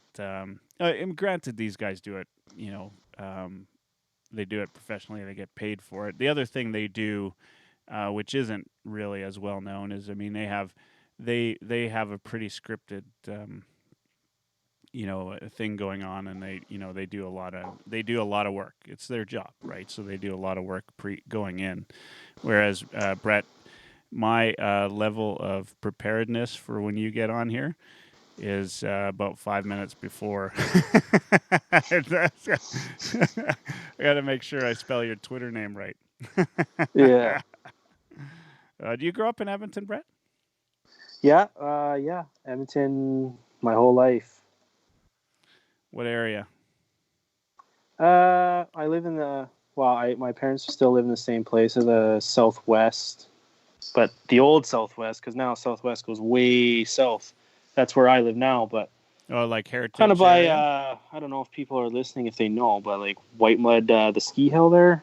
Yeah. That was the Yeah. Edmonton Ski Club, wasn't it, or what was it called? It's South called Side. Snow Valley Snow now. Valley. I don't know. Yeah, it's Snow Valley. So like just south of there's a ravine, like kind of back in there is where my parents were. So that's where I live. I went to all my schools around there. Yeah, I love that area. And so I grew up reffing in the Southwest quarter or whatever. Yeah. Until I started doing what they call the A program, which was like Bantam AA, AAA, and up. Then it was kind of driving all over town. Yeah. So, it's funny, as we were talking about you getting muscled by that hockey mom when you were about 14. And then, So my mom, it's funny you mentioned that. My mom listened, and she told me that it wasn't my dad who picked me up, it was her. Oh, okay. And she's the one that kind of talked me down. And then she told me things I didn't remember. Apparently someone else saw what happened. They called some reffing guy they knew who got a hold of my assigner, who then called me that night, I think. Yeah. And talked to me for I don't know how long on the phone and convinced me that I was doing a good job and that I shouldn't stop and blah, blah, blah. And so that's how that all went down. I forgot a lot of details in that story. I was reminded. Well, I mean, you can be, you can expect to forget a couple things after that many years. What was funny was you were talking about that story, and then there was somebody who was talking about their 17-year-old son that's out basically drinking with the men's league people. Yeah, guys that was after. surprising me. I don't know where that's at. Like, I don't think we would have a 17-year-old mething men's league. I don't know. You'd have to be a certain type of kid to be able to do that. I don't know how you would. Like, I know guys will just see some young kid and just immediately not respect them, even if they're the best ref in the league. Like, you know what I mean? Same with guys who show up and they just don't look the part. Like, if you got your jersey doesn't, it's super tight, and you got this bad looking helmet, and your pants are too short, like stuff like that. Like, it's immediate first reaction of the players are like, they're already like, don't believe anything you say, right? I had a ref. We here in Calgary, we have this shinny. It's actually pretty good. In the summer, you get a lot of the junior players come out and play, and it's pretty good, and it's quite fast. And there's this ref that comes out, and he looks a lot like John Belushi, and he's got this. Oh shit! I keep forgetting how old you are, Brett. John Belushi. You know who John Belushi is? I kind of do. Yeah. Okay. I'm trying to think who would be like somebody similar. Well, Mike knows John Belushi. Anyway, the guy looks like John Belushi, like sort of shorter Italian guy, and he wears a short sleeve reffing shirt. I'm shaking my head. Oh man, it's hilarious! Like watching this guy skating around.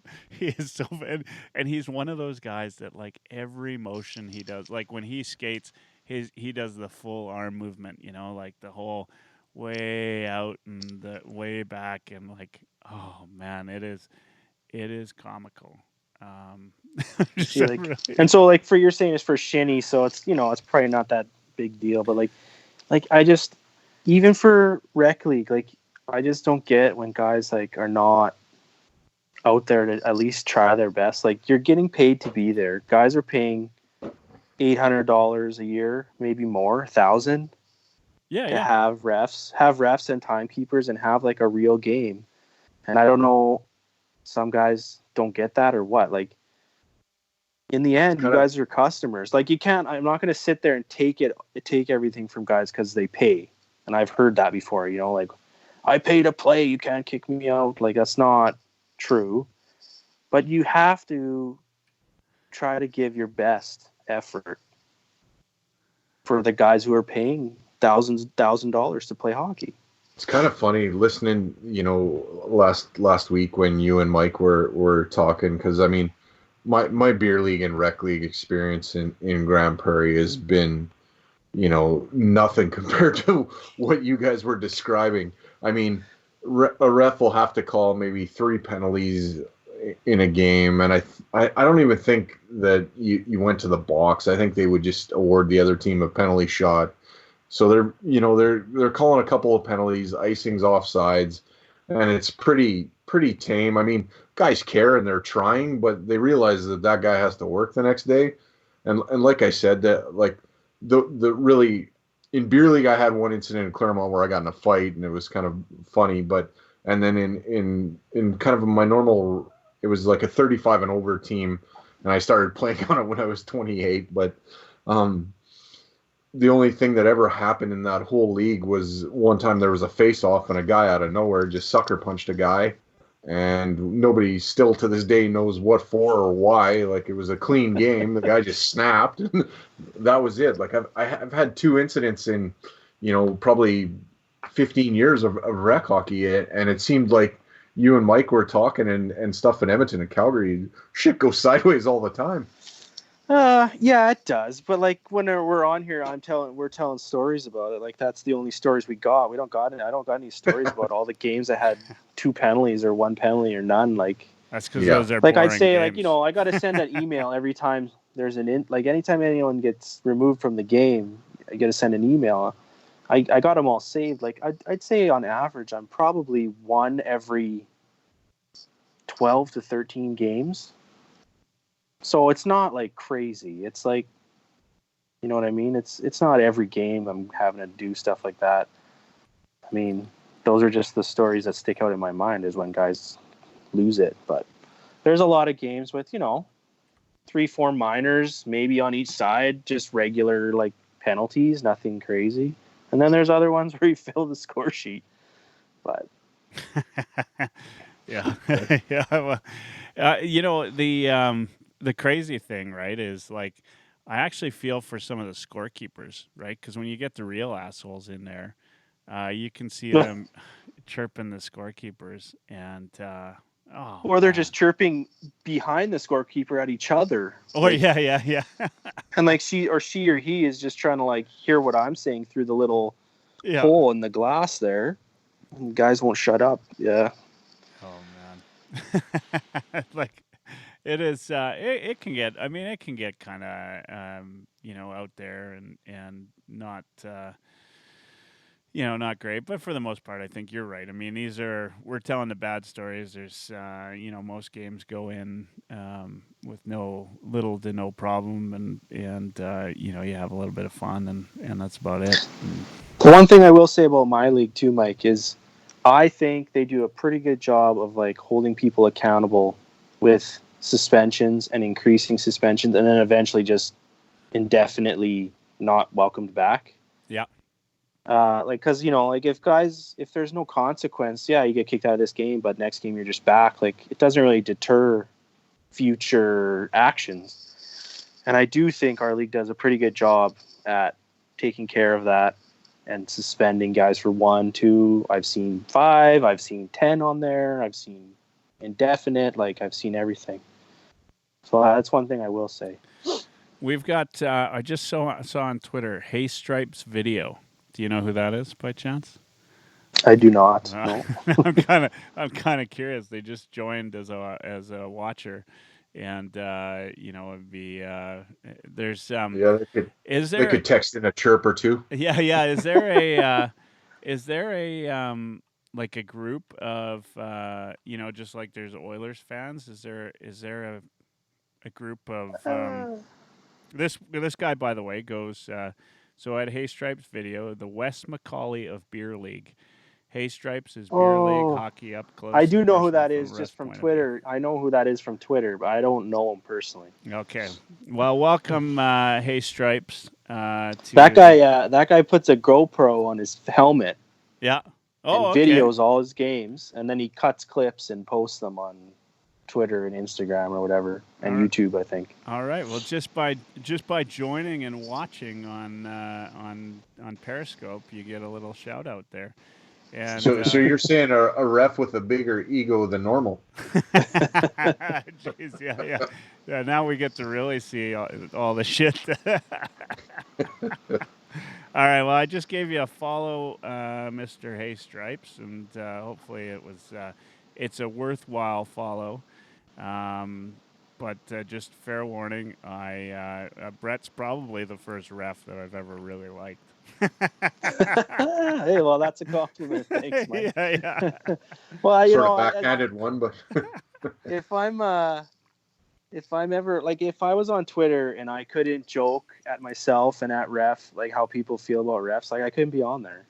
Like, how could I be, right? If I took everything, I scroll my timeline during Oilers games, like I just either keep scrolling by or I'll put like something funny back, like response, because like you got to take it lighthearted. Otherwise, how could you do it? And I don't think you could ref for 20 years if you're always angry about everything. Like you're saying, like those games that get out of control and stuff. Like over the years, I just don't take it personally anymore at all. Like it's just, you guys are going to do what you're going to do, and then we'll figure it out after, like kind of thing. Like, and with the 2 referee system, sometimes it's kind of hard to break up stuff, and because if both guys, there's only 2 guys on the ice, if you both jump in between 2 guys, then nobody's looking anywhere else for whatever else is going on. So if one guy hangs back to watch, now you only got a solo guy trying to break up 2 guys, which is not how you're supposed to do it either. So have you ever caught a punch? No, not a punch. I got and the thing you got to realize too, and you just get this with experience, like when you break the guys up and they're mad, and you get in between and you get them apart from each other, and then you're kind of you're going towards the box, you gotta let go. You're not going to let him go completely, but you can't keep hugging him because he's going to get mad, right? Yeah. So what I was always taught, I forget who told me, someone told me one time, is you get him apart, you let him kind of go, but you're still there. You put your hand right on the top of his pants, like that part. Yeah. Or you don't even have to hold it, but your hand is there. So if he tries to go again, like bolt off, you can grab at his pants or his jersey. But you can't just keep holding on, because if you're just hugging a guy all the way to the box and he shoves you, well, that's kind of like, I wouldn't call that match unofficial at that point. Yeah. And also a punch, like an accidental punch, I wouldn't call that either as match unofficial. Like match unofficial is like one of the most serious things you can say or call. So you really got to be sure of what it was for sure. In all your years of watching professional hockey, do you have anything that comes to mind like that you just, as a guy that, has been reffing for as long as you've been doing that, where you're like, holy shit, I can't believe I just witnessed that? That was, I know exactly which one. Was it Weidman Flames? Yeah. That one still makes me mad when I think about that one. What makes me mad was how it went and it got knocked down. I was like, they gave him the 20 or whatever it was. Was it 20? Yeah, and then they went through that whole process, and he ended up missing 20 games anyways. But on paper, they knocked it back down to 10, and I just could not wrap my head around that. Like, he's skating to the bench, and there's no one else around, and it's the striped guy that was there, and he didn't even try to go around him. He just smoked him, like cross-checked him, like in the back. Yeah, the linesman there, and that I don't even know if that linesman ever came back. Like, he was injured. I don't know if he ever made it back to the NHL. Like, that's.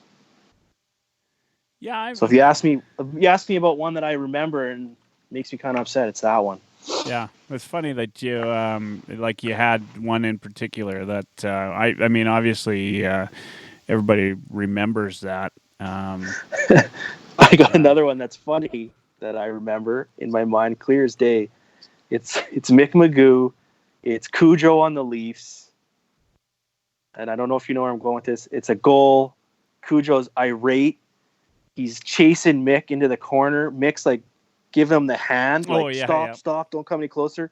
And Cujo falls and just takes him out at the feet, and Mick goes over top and on top of him. That just makes me laugh like every time, man. Remember, because he's so Mick Magoo is so McTavish animated. getting mad at Magoo. Yeah, Magoo is so animated in that one with his hand motion, like, no, stop, and then Cujo caught an edge or something and just took him out in the corner. Yeah, I remember that.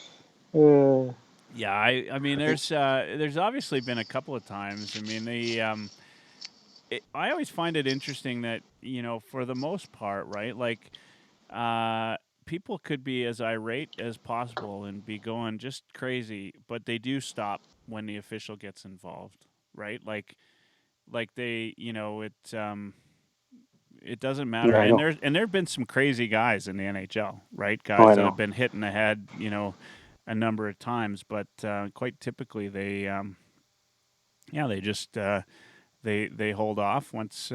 Well, yeah. And thankfully they do, because like there's guys in beer league where like they're getting into it, and I get in between, and I kind of put my arm over and try to wrap them up a little bit, and the guy's like I'm like 5'11" in shoes, so I don't know, on skates, and the guy will be like, he's like a head taller than me, and he's probably 50 pounds heavier than me, and I kind of wrap him up and direct him a different way, but he just kind of going on his own, and I'll say to him as I'm going to the box or whatever, like, hey man, thanks for letting me get you out of there, because if you wanted to, I know you could just beat the piss out of that guy. Like, thanks for just going along with it. Like, there's no way I could stop if some of these guys wanted to do it. Like, there's no way I could stop them. Like, yeah, and if guys are swinging haymakers, Mike, like, I'm not getting in there. Yeah, like, I can't. Like, how can I? I'm gonna get punched in the face too. Like, you got to just wait at that point. And guys will yell, like, it's your job to get in there. Like, man, this is not my full job. Like, I'll get in there. But, like, if guys are going swinging like crazy or sticks are flying, like, I'm not going in there and taking one in the teeth or whatever. Now, I mean, like, I luckily never lost any teeth, knock on wood again. But I have had injuries, some pretty good ones lately, actually, in beer league. Oh, yeah? But like game-related sort of things? Yeah, in the game, yeah. Like in 2018, right at the beginning of playoffs, the puck came out of the zone, and I was still deep. And usually, this was like Div 2. Like, usually in Div 2, those guys are pretty good at missing you with the puck, like dumping it in or whatever. Yeah. Like, it's actually harder to stay out of the way in the lower I'm not levels. Because, like, in the lower levels, I see him coming around the net or whatever. I go off the boards. I'm giving you the out off the boards. I'm giving the out up the middle. I'm giving you all the options, and then it just gets like slammed right into me. But in this one, it was Div 2. But this guy, he dumped it in, and he didn't like wind up, but he gave it like a good dump in snapshot or whatever. And I couldn't get out of the way, and I turned, and the puck hit me in the back of my hand, like my pinky hand, but not on the finger, like on the hand part. Yeah. And it hurt so bad. It was so swollen. And it was in my first game of a double. And it was playoffs, and it was like Div 1 or 2. I didn't want to leave the other guy there by himself, because I knew they couldn't get a replacement at fucking 10:30 at night. So I actually finished reffing that game and the next game with this like swollen hand. I had to have my partner do all the face-offs because it was my right hand. Yeah. And then after the game, I knew something was wrong. So I had to get undressed, and I had to go to the Grey Nuns and sit there for I don't know how long time. It was like midnight. I tell you, you'll see some characters after midnight at the ER, Grey Nuns. I tell you. Yeah. At the hospital. That's where Dirsa hangs out. Oh yeah. But so anyway, I ended up with two broken bones in my hand, and luckily I didn't need surgery. But I had to have a splint and go through rehab, and it was all. So that was like the spring and into the summer. I missed the whole summer season too. Really? I came back in the fall. So that was one of them. And then more recently, I had a really bad concussion. And it's kind of a funny story now, because I went to the game, I got dressed, and like I remember dropping the puck to start the game, and that's all I can remember. Oh, really? And what happened to me, I guess, so I was told by the other ref, was I was down in the corner, and I was pivoting from forwards to backwards, and I caught my edge or my skate, fell backwards, and didn't get any hands, nothing out behind me to break my back of my head was the first thing that hit the ice. And the other ref said it was nothing like he's ever heard at a hockey game, ever. Like it was so loud. And he skated up to me, blew the whistle right away, skated up to me, and he said I was unconscious for 5, 6, 7 seconds. Shit. Oh man. And he came, and I came to, and he said in hindsight they probably shouldn't have even moved me off the ice. But I was talking, but I was not there at all. And I don't remember any of this. That's kind of like every ref I've ever seen. I couldn't resist. Over the hash marks, went down. Yeah. Oh, man. And then the first thing I remember is sitting. It was at it's like a rec center, so there's a pool there and stuff. Yeah. And so the first thing I remember is sitting on this bench off to the side of the rink, and there was a lifeguard talking to me, asking me questions about whatever. And so I'm kind of answering them, and then I look at the scoreboard, and I'm kind of coming around, and the scoreboard says there's like 3 minutes left in the first, and it's 4-2, and there's like a penalty. Like, I don't remember any of it. None of it. That's crazy. And so they ended up, the lifeguards talked to me, and they're like, we want you, they called an ambulance. They wanted me to be seen by those people, like the EMS guys. Yeah. So they came and they asked me a bunch of other questions, and they hooked me up to their machine there, and they decided that they're going to take me. I had an ambulance ride to the hospital in my stuff. I took my skates off. I think that's it.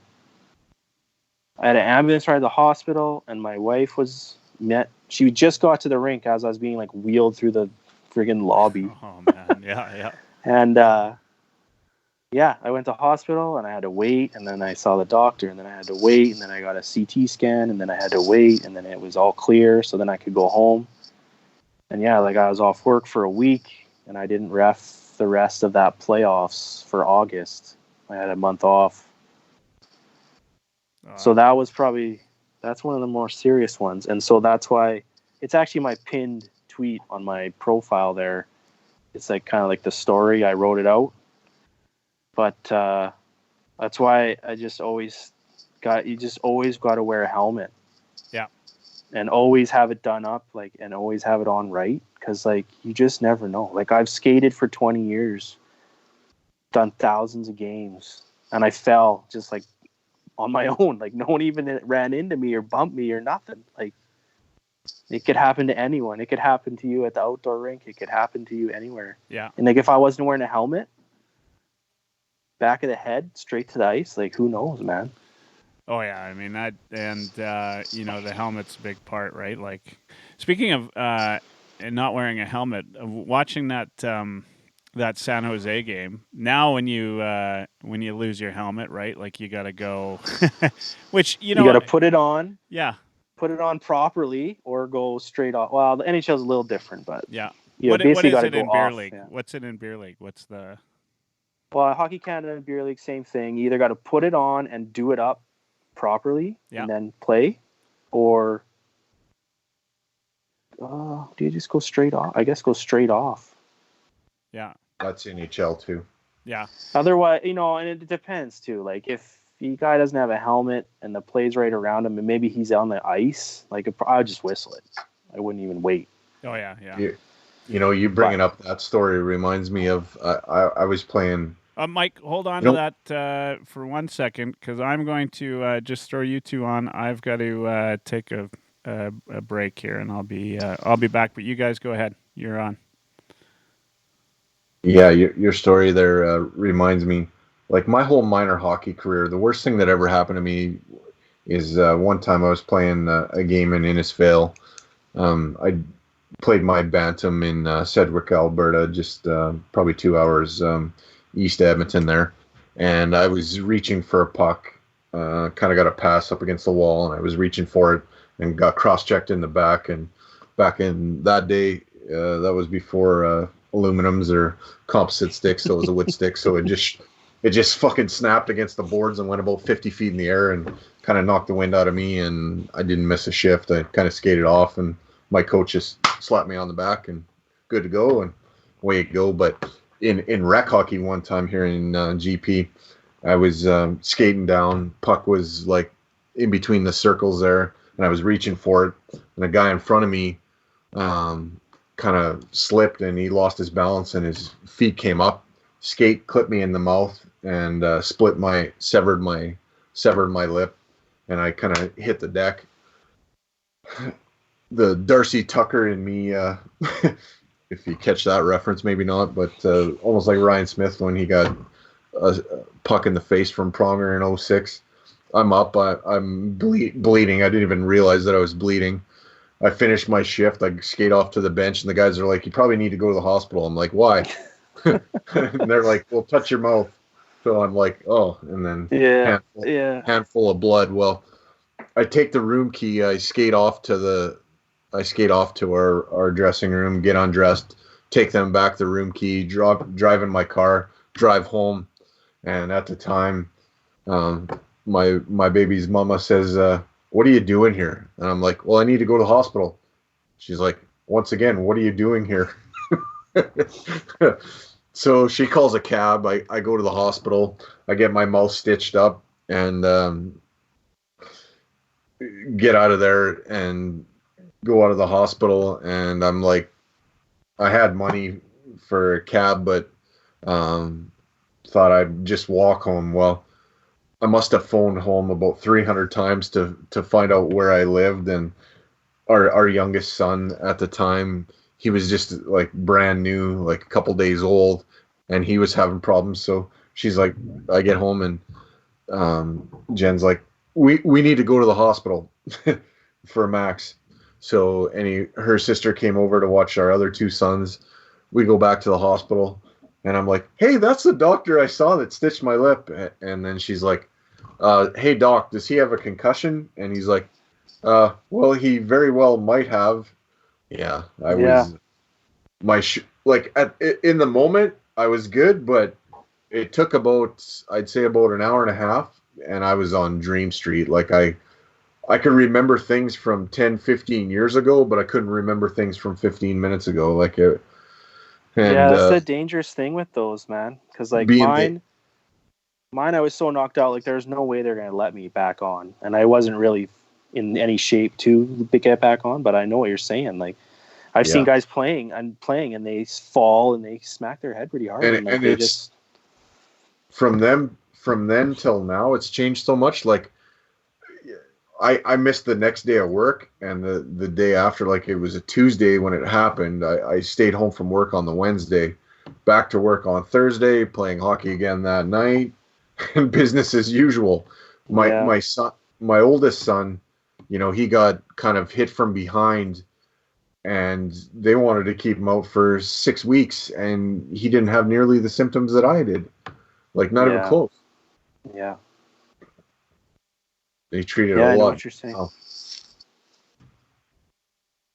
But I was off. They said you can't you can't do anything where you could hit your head again for minimum 1 month, because if you hit your head again in a short period of time after that, it could be really bad. Yeah. And so even I was off work for a week, and then I went back, but I had stayed away from noise. Like what really bothered me was noise. It wasn't so much light or anything else like that, but for a while after was noise. Like two conversations going on at the same time. Like I couldn't concentrate on either one of them, or like even just like dishes being put away, like clanking of dishes, like stuff like that. It was pretty bad for the first little while, and then it got better. So like when I went back to work, I had earplugs and stuff for job sites and stuff that normally I probably wouldn't need them for, but it's bad. Like you got to take time, and lots of people don't want to do it. I didn't have any of the. A lot of people will say they vomited or felt like vomiting, and all that bright lights. I didn't have any of that, but my memory, like probably for about 36 hours, was shaky at best, for sure. And everyone is different. Like there's no one thing, because like I have memory loss of that first period of that game, but everything before the game and everything after and everything previous in my life is just the same. It's only that one piece that's missing, which is kind of scary. I started coming around. I was looking at the score clock, and like, man, the first period's almost over, and it's 4-2, and like I don't remember any of this game like at all. It starts to kind of sink into your head, and you're like, holy shit, like my brain just like switched off and restarted, like laying there on the ice. Like it's pretty scary. And like I think they phoned my wife from like whoever's phone, like the worker's phone, and she didn't answer because she saw like whatever number. And then that same number phoned again. And then she wasn't around in that room anymore. And then finally I gave them my phone to phone from. And then she finally answered, because she's like, well, why would he be phoning me?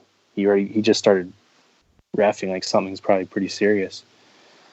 And so, she was pretty stressed out. She like raced there and followed the ambulance and waited with me, but scary stuff. So always wear your helmet. Always have it done up too, because it might not be you, it might be someone else who takes you out, right? So after that whole thing, I wore a visor for probably about a year and a half. Now I'm back to just kind of wearing just a lid, but it definitely spooked me for a while. It was a freak thing, and that's usually, I guess, sort of what happens. I mean, like I said, the only thing really in my minor hockey career was one little thing. and I was definitely not a bashful player. I'd go into any area. I would mix it up with anybody and all that, but was relatively fortunate. I mean, avoided, I guess, dumb suicide passes that end up, breaking bones on you and stuff like that. That never happened to me. And I, playing in Cedric, Alberta, you're going up against usually Viking, a couple times a month, and Viking Alberta is known for the Sutter brothers, but it's always like a physical kind of hockey. I mean, I wouldn't say they're dirty, but they're definitely big farm kids that like to take the body, and so I mean, I played in a league in my minor hockey career that was definitely physical and came out of that relatively unscathed, and then you're kind of just playing rec hockey and beer league and think nothing bad will ever happen, and then it's almost worse because you've got some guys that can play and some guys that can just started playing hockey a couple of years ago, and there's a bit of everything, and it's sort of the guys that don't play that much that can get a little clumsy at times. And they're kind of wild with their stick, or they're just out of control. Like they can skate. Yeah, they can get going pretty fast, but they're kind of out of control, and they're flying around, bumping into people or whatever. Yeah.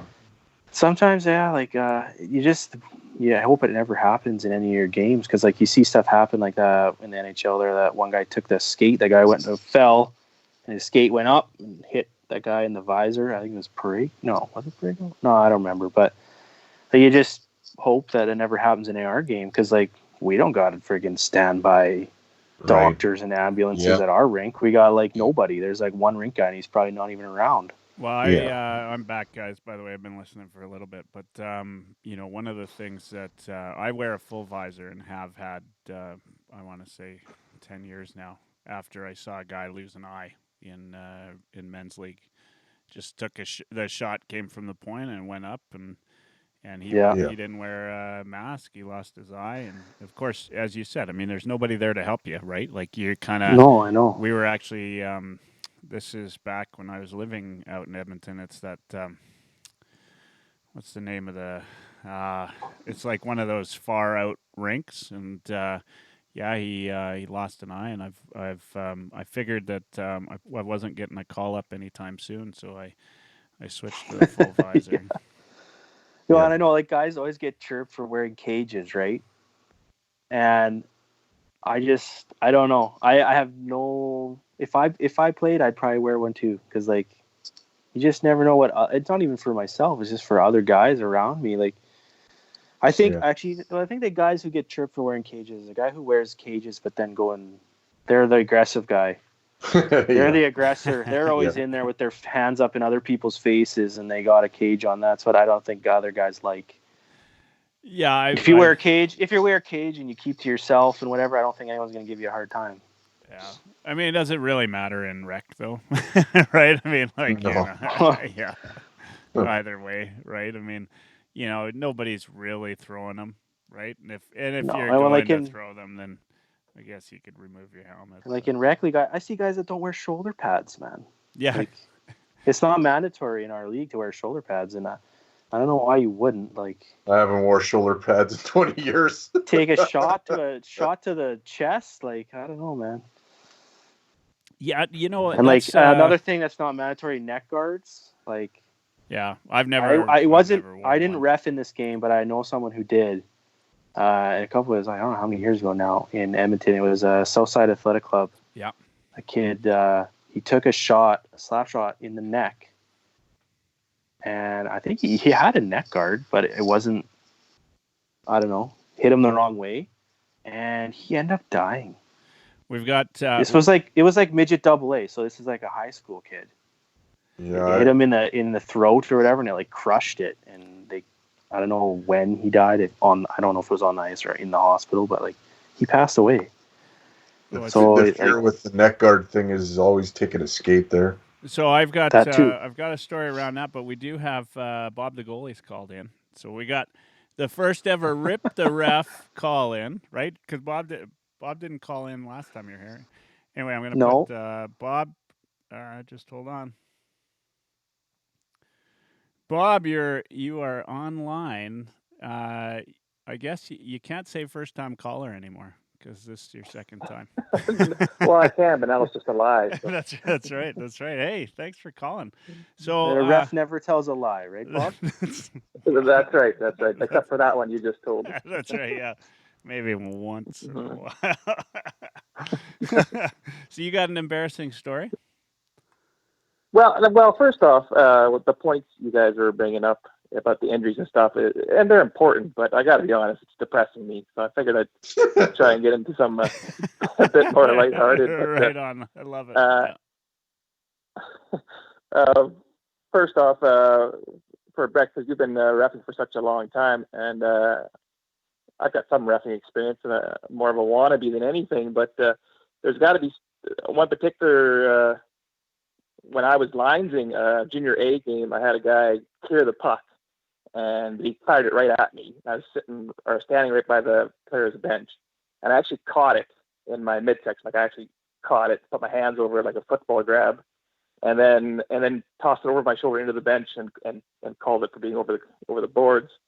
And everybody got a kick out of it, but I just reacted instinctively. It was kind of embarrassing. But for a guy who's been wrestling for as long as you must have a couple of nice embarrassing stories that stand out in your career. Not Brett. Well, He's pretty much perfect, no. but he might Trying to decide which ones to share. He might find one or two. Well, I don't know, man. I think the one where I tripped over my own skates and knocked myself out is pretty good. yeah.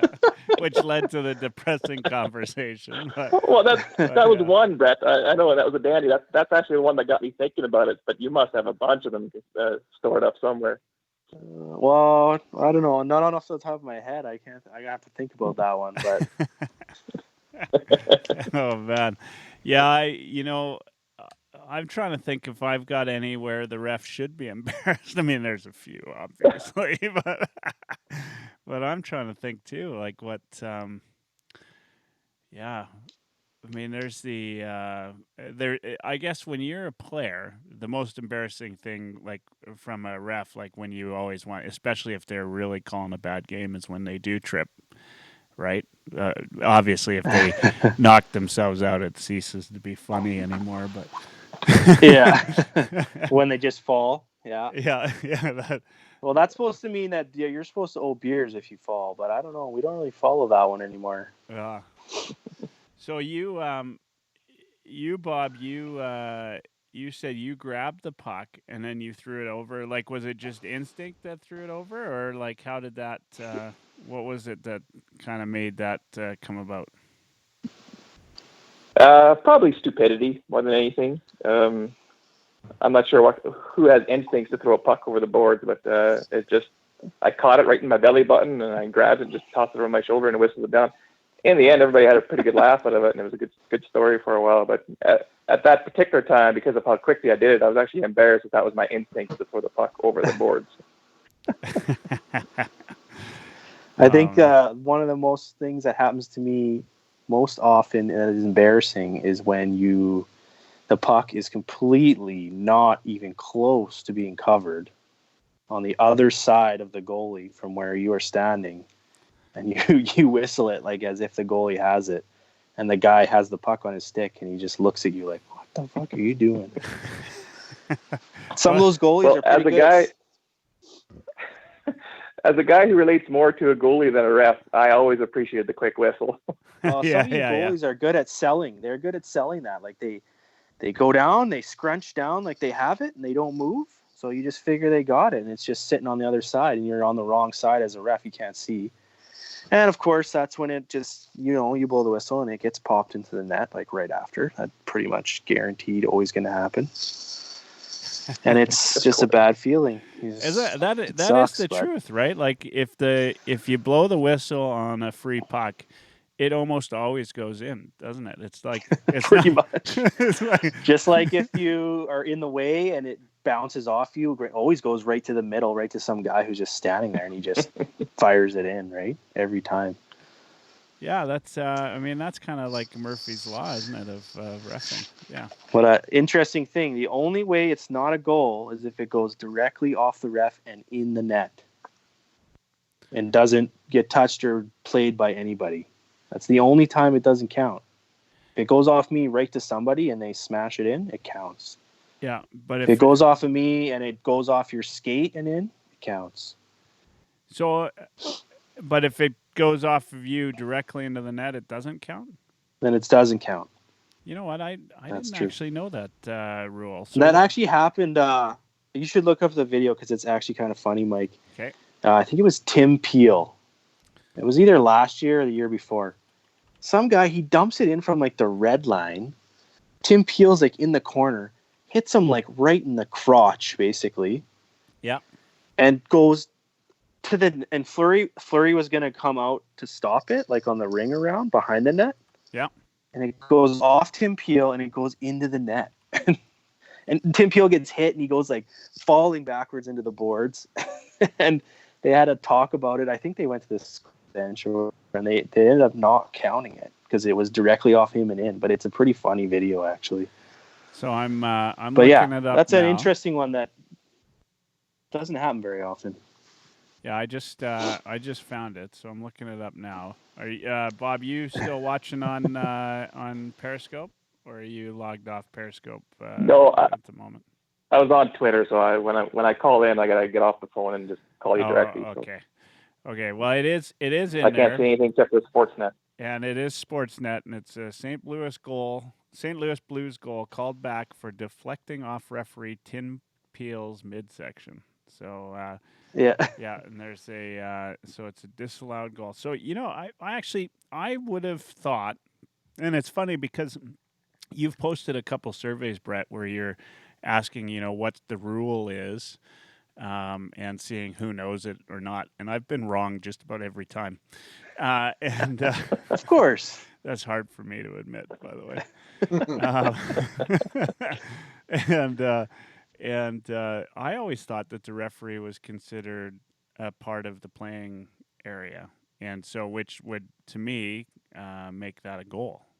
But clearly, if they had to talk about it, they also weren't 100% sure on it, right? And he pretty much is part of the playing surface any other time, right? Like, yeah. If I'm standing inside the blue line and you try to clear it and it goes off my skate and stays in. And otherwise, you would have cleared it, but it doesn't. Like, it's still onside. Like, it doesn't change. So it's only on this one situation of the goal, and only if it's directly into the net. Like, there's so many things like that in the book that are so specific. Like, half that book is like stuff happened like one time, and there was no written down situation of what to do. Yeah. So they had to add it in. Like, some of that stuff's so obscure. Like. And I don't know it all. Like, there's no way I know it all. And like, you just hope that you know enough. Like, you hope it doesn't happen in your game. And of course, it'll happen in like the biggest game of the year. even stuff like face-off locations. If the puck goes off this guy and deflects straight out or into the bench, and like, should it come outside? And like, usually doesn't matter. Beer league, rec league, whatever. But like in a big midget AAA game, if the face-off's inside or outside, that could be a huge deal. It matters. Absolutely, it matters to me when I play rec hockey.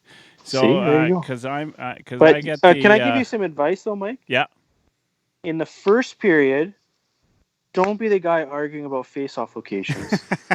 Because if you're doing that in the first period, and then in the second period you're about something else, when the third period comes around, it's the boy who cried wolf. I'm just not even listening anymore. Yeah, good point. You got to pick your spots, right?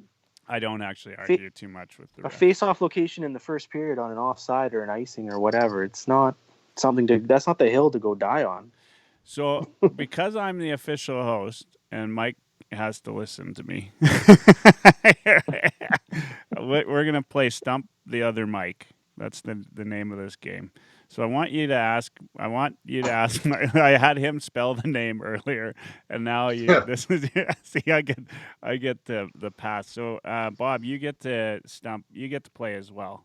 There is no prize for this. Oh shit! The only prize is that you get to stump Mike. So I want you guys to ask him a rule that you think he will get wrong. Give him an option, right? And there's got to be something in your tool chest of rules that you think Mike won't know. And I will pretend to have known it after he gets it wrong. Okay. so that's the deal, Mike. You get the bad end of this stick, but all right. Do you got one, Brett, that comes to mind? Yeah, I got a couple. Okay. I'm just Bob? remembering back some of my polls that I remember. I can't look Yeah. at them because I'm on my phone, but Okay, Bob, do you have one that by chance you can think of? Well, I have one, but I think you know what the rule already. But it wasn't when I Just was playing. you gotta ask it. Ask Mike, and see if he knows. Okay. If it's either Okay. say trying to stump him though. It's gotta be something. Give him an option like I don't know. If this happens, then the face off is inside, or this one's outside, or if Oh glove the man. puck. Something like man. that. Maybe think about one. Brett's got a couple in his Okay. tool shed there, and as I said, I already know pretty much the all of rule them. book inside and out. But Of course. but Mike here, so you're on the clock, Mike. Okay, first question, Brett. Me? Yeah. Okay, so your team is down by 1, and your team's bringing the puck out of your own zone, and you get the puck. Your guys get it into the offensive zone. You're pulling your goalie. Your goalie's coming to the bench, but your goalie's like not even close to the bench. He's not even to the blue line. He's at like the circles, top of the circles, and your extra attacker jumps on the ice. You guys are in possession of the puck, cycling it around. The back referee sees this and blows his whistle because the guy came off the bench way too early for the goalie. So that's the whistle. So what happens next? And I can give you some options. He knows. Just wait. He knows it already. He thinks he knows the answer. Okay. Mike, go. Too many men. Wrong. No. Okay. Sorry. It's not. What was it? It is too wrong. many men? Oh, look at that. You're wrong. So it's not too many men. Let me There's a take a shot There's at a it. thing in there. Sorry, Mike. I will take a shot at this one because I do think Okay. I know this. I think that the call actually is too many men, but no penalty on the play. So and if I'm not mistaken, the face-off would be in your zone. The team with too many men, but there's no penalty on the play. So you're right? half right. Half there is right. no penalty. There's a thing in there called premature substitution of a goaltender. It doesn't fall under too many men. That's what she said. Wait a second. Yeah. Right, so okay. Go ahead. it doesn't fall under too many men. Yeah. So there's a whistle. Yeah. And the face-off actually comes to center ice, is what it says. So, Bob, and did you know that? The amount of times I've actually had to call that is probably like 1. Once or 2. You just let that go? Well, I mean, it's got to be like pretty egregious. So in my example, I'm saying the goalie didn't even get to the top of the circles yet, and the guy jumped off the bench to go be the extra attacker. So definitive advantage, basically, right? Yeah, I don't know. I don't know. I'd have to look it up. I think it's like you get the goalie's supposed to be within 10 feet, but I mean, is the back referee? Am I even looking there? Maybe, but depends. I might take a glance just to see how, if it's that bad. But for the most part, I'm gonna be kind of lenient on that, especially in the hockey I'm doing now, right? Mike's next game, that exact scenario is going to be happening. It's going to happen. And Mike's going to be yelling at the ref, premature substitution. I'm actually more the likely one to be yelling. It's going to happen. It's going to happen in one of your games, and the ref's going to give you a penalty, and you guys are going to just lose it. I know. my buddy Brett. Bob, did you know that rule? I didn't. Well, no, not really. I'll be honest. No, I didn't know that rule. No. Well, you're a better man than me because I wasn't going to be honest about it. I was going to bullshit. Yeah, of course I know that rule. But That's no, right. That's right. Do you have one in mind, or do you got? That's a rare occurrence. Yeah, I'm sure. I mean, it had to have, like Brett's point, though. It had to have happened once, and then they decided that they needed a rule for it, right? One that wasn't. Because, I think too many men is the wrong call in that situation, right? But you can't the other team has advantage in a very important part of the game, so you can't just let it go, right? Yeah. Right, and I think I would have been inclined to lean towards the 2-minute advantage. That was my first instinct when I was hearing that scenario. Yeah. I got another good one too that I just thought of, but all right. This one you can, Bob. Are you all right being stumped on this one? Well, no. Let me give him a soft toss to be ready for Brett. You got Mike. Mike, you got a fan here. Bob's obviously he's a homer. He's a Dirsa homer. It's because of the Grand Prairie connection. All right, Bob, you can. It's the Grand Prairie connection. That's right. That we both know what the difference between Mercer and Richmond Hill. That's right. Send him a lob. One's heading north and one's heading west. Yeah, we know. Attaboy. Give him an easy one. Okay, the play is going up the ice. One team is down by 1. They're going up the ice. They pull the goalie, and as the goalie leaves, he lays a stick down in the crease and takes off for the bench for the extra attacker. As an official, what do you if you do anything? If the other team gets the puck and goes to take a shot on net, I believe that would be a penalty shot.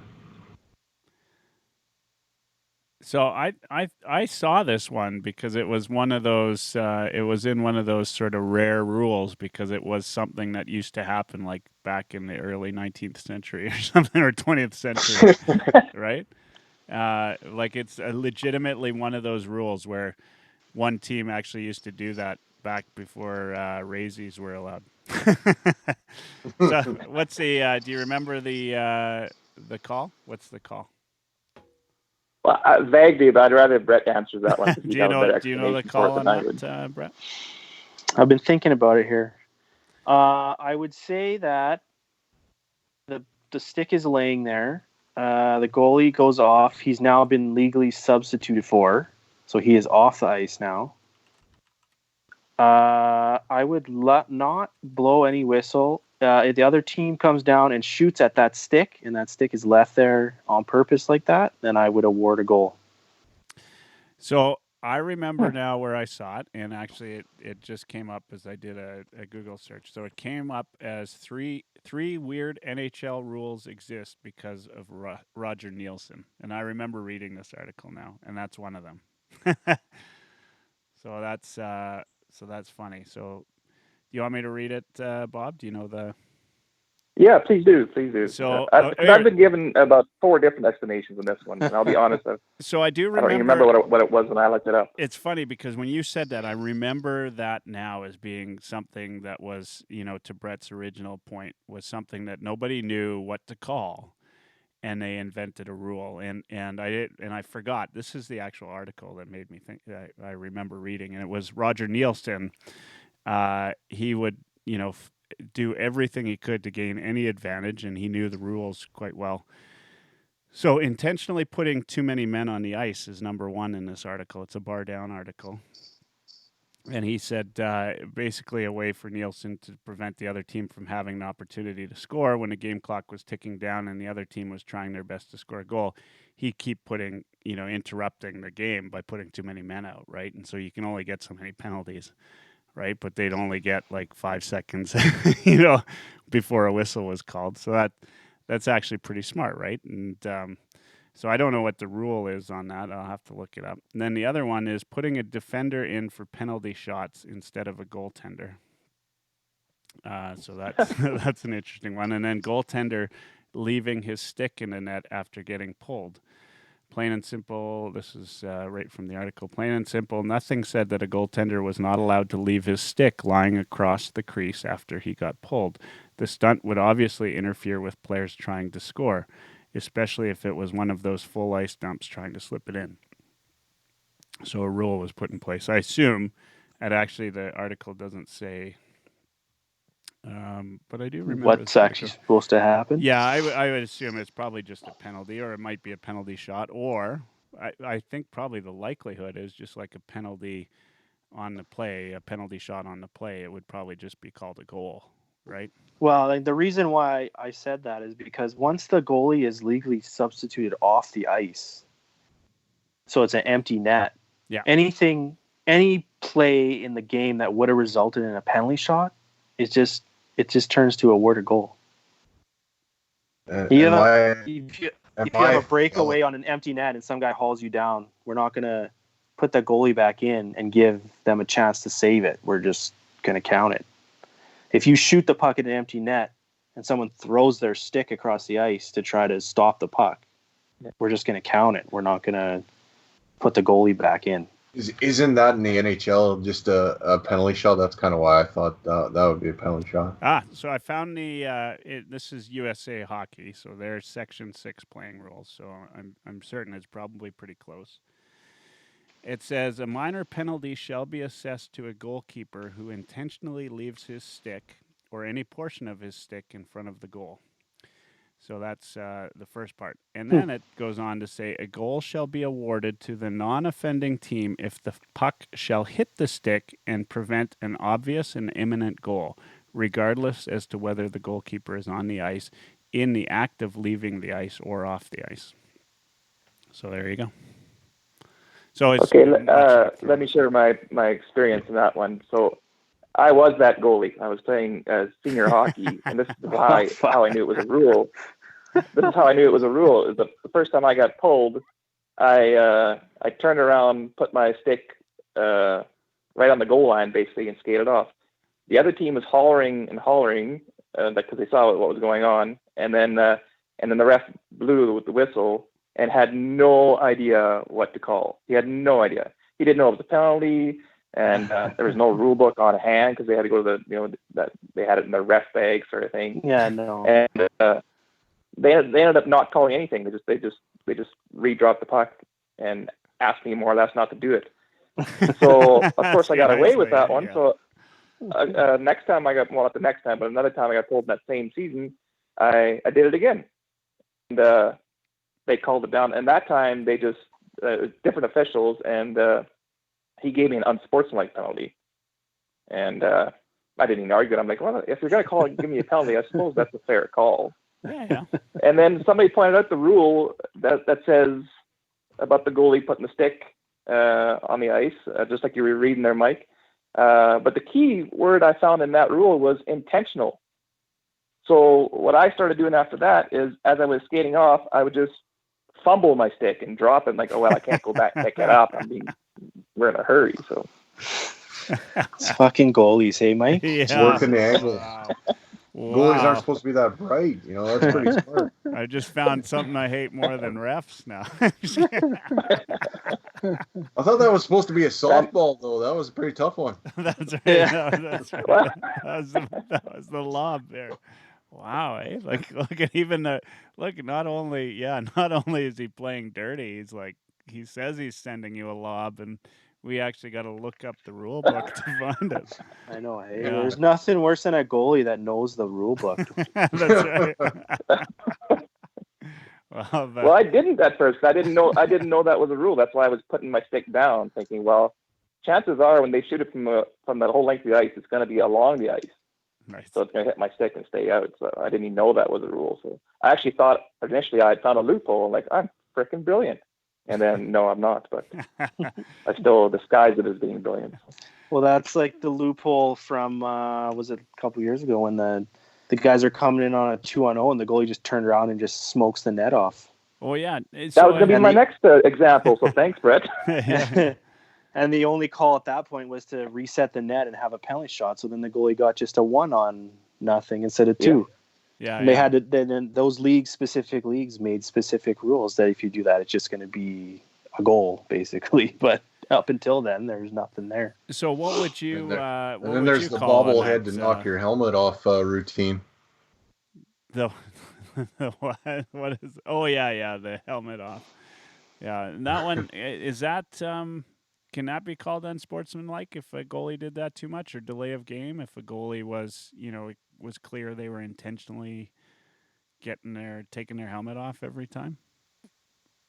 Yeah. Like if it happens a bunch of times and you don't really see any reason for it of why it was, like if he gets hit in the helmet with a puck and every time the mask is getting flicked off, it's hard though, because you don't want to just right away start calling guys out because their helmet came off.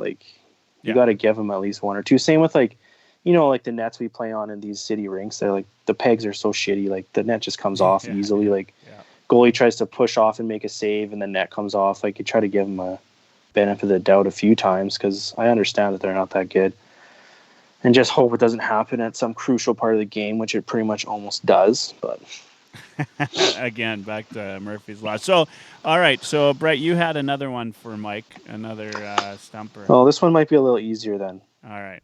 Let's do easier than the lob. Hey, Bob. Okay, so here's this one. So your team brings it out of your zone. So you're in the neutral zone, and I think in my example on Twitter, I wrote that the blue line jumps up and trips you. So you fall on your ass, and there's guys all around you. So instinctively, you just swat the puck with your glove backwards to your defense partner who's in your defensive zone. And then what happens now? That's the play. Now, this is one that's different in rec versus NHL, isn't it? I'm not sure, but I'm going with the hockey that I do. Yeah. Minor hockey, Hockey Canada. So, I believe if you're not in the offensive zone, it's just business as usual. I think it depends on whether the play is considered offensively related or defensively related, if I'm not mistaken. In which case, I would say let them play on. Unless, of course, he put his hand over the puck. Yeah, you can't throw it or do anything like that. But no, you just hit it backwards with your glove. The spirit of the question. My thought would be that you just continue to play on. I think this is one of those that I got wrong. So for some reason, I feel, because I remember you asking this one. What's your call, Bob, on this one? Oh, it's kind of what you forgot about me. By the way, you are not allowed to ref my games.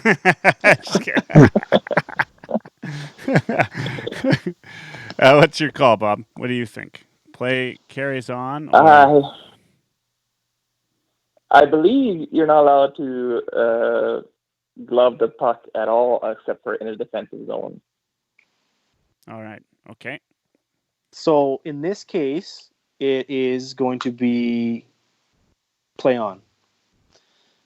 The determining factor is where the pass is received. So I thought it was where he initiated from. Yeah, so in this case, he initiated in the neutral zone backwards to his guy that is in the defensive zone.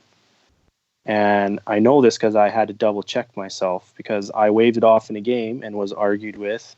And so I went and looked at it, and that's why it became a Twitter poll question, because it's one of those ones. Now, in the opposite way, you cannot glove it forward from defensive zone to be received in the neutral zone or offensive zone. But in this case, you can glove pass it backwards to your own guy in the defensive zone. So where the puck is received, that's the determining. Does that hold true from the offensive zone all the way back to the defensive zone? Because I thought if you're in the offensive zone, then that would be a hand pass. I would think it would hold true. It'd be the same wording if it ever could happen. Right. I mean, I guess if you gloved it all the way back to, say, your goalie, I think it would just be nothing. Okay. Here's something that came to mind watching that Battle of Alberta game, and then thinking about every time Mike Smith goes to play the puck behind the net. Why is it not called down on a high sticking more often? Like when he puts his stick up against the glass, to me that's high sticking. Like he's stalking the puck. It's like up against the glass, like being rung around the boards. Yeah, I mean, I guess, like, yeah, I mean, isn't there? Doesn't it have to be above his shoulders for that, though? I am almost certain that pretty much every time he stops the puck, it's over his shoulders at the back of the glass. No, I'll say this, Mike. A couple of times I've seen, most of the times when he knocks the puck down, it's below his shoulder. But there's a couple of times where he'll hold his stick perpendicular against the boards. Yeah. But it actually does hit along the shaft, closer to his hand and up by the blade. So you think it's just too close to call? That he's actually knocked down with a high stick. Yeah. It seemed to me there were two in that game that I looked at, and I I'd never thought about it before because the game's just happening, and that's a regular play for a goaltender to go around back and stop the puck.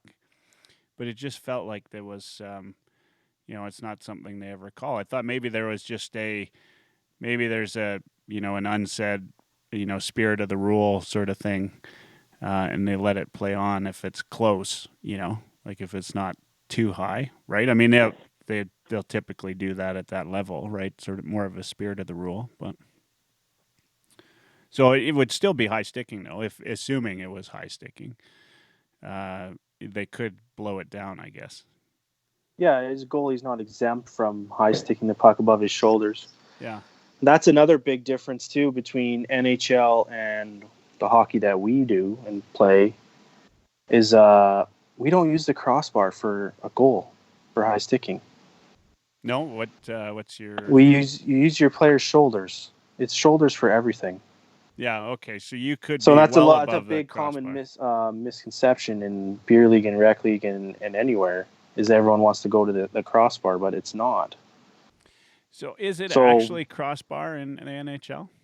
It is for goals. It is okay for goals. For it goals. Is. But in everywhere else, like anything else, it's your shoulders, and so that differs from player to player, right? If you're a taller guy, you got a little more. You can go a little higher, kind of thing. Now, that being said, when you're talking penalties against someone, it's not your shoulders, it's their shoulders. Because we'll get that argument a lot too. Well, that guy's 2 feet shorter than me, so I just skated into him and smashed him in the head. But it's not my fault, he's short. Yeah, I got that. It is your fault. It's on you. Your onus on you to stay within where your opponent's head is, kind of thing. His normal playing height. Yeah. In men's league, that's actually a legit problem. I'm 6'5", right? So there's the odd time where there's like guys smaller than Goudreau out there. Now you would never find Goudreau in the corner, so that's never a worry with him. But the guys in beer league actually will go into the corners. So there's the odd time where I've like totally demolished somebody that's just plain smaller than me. Anyway.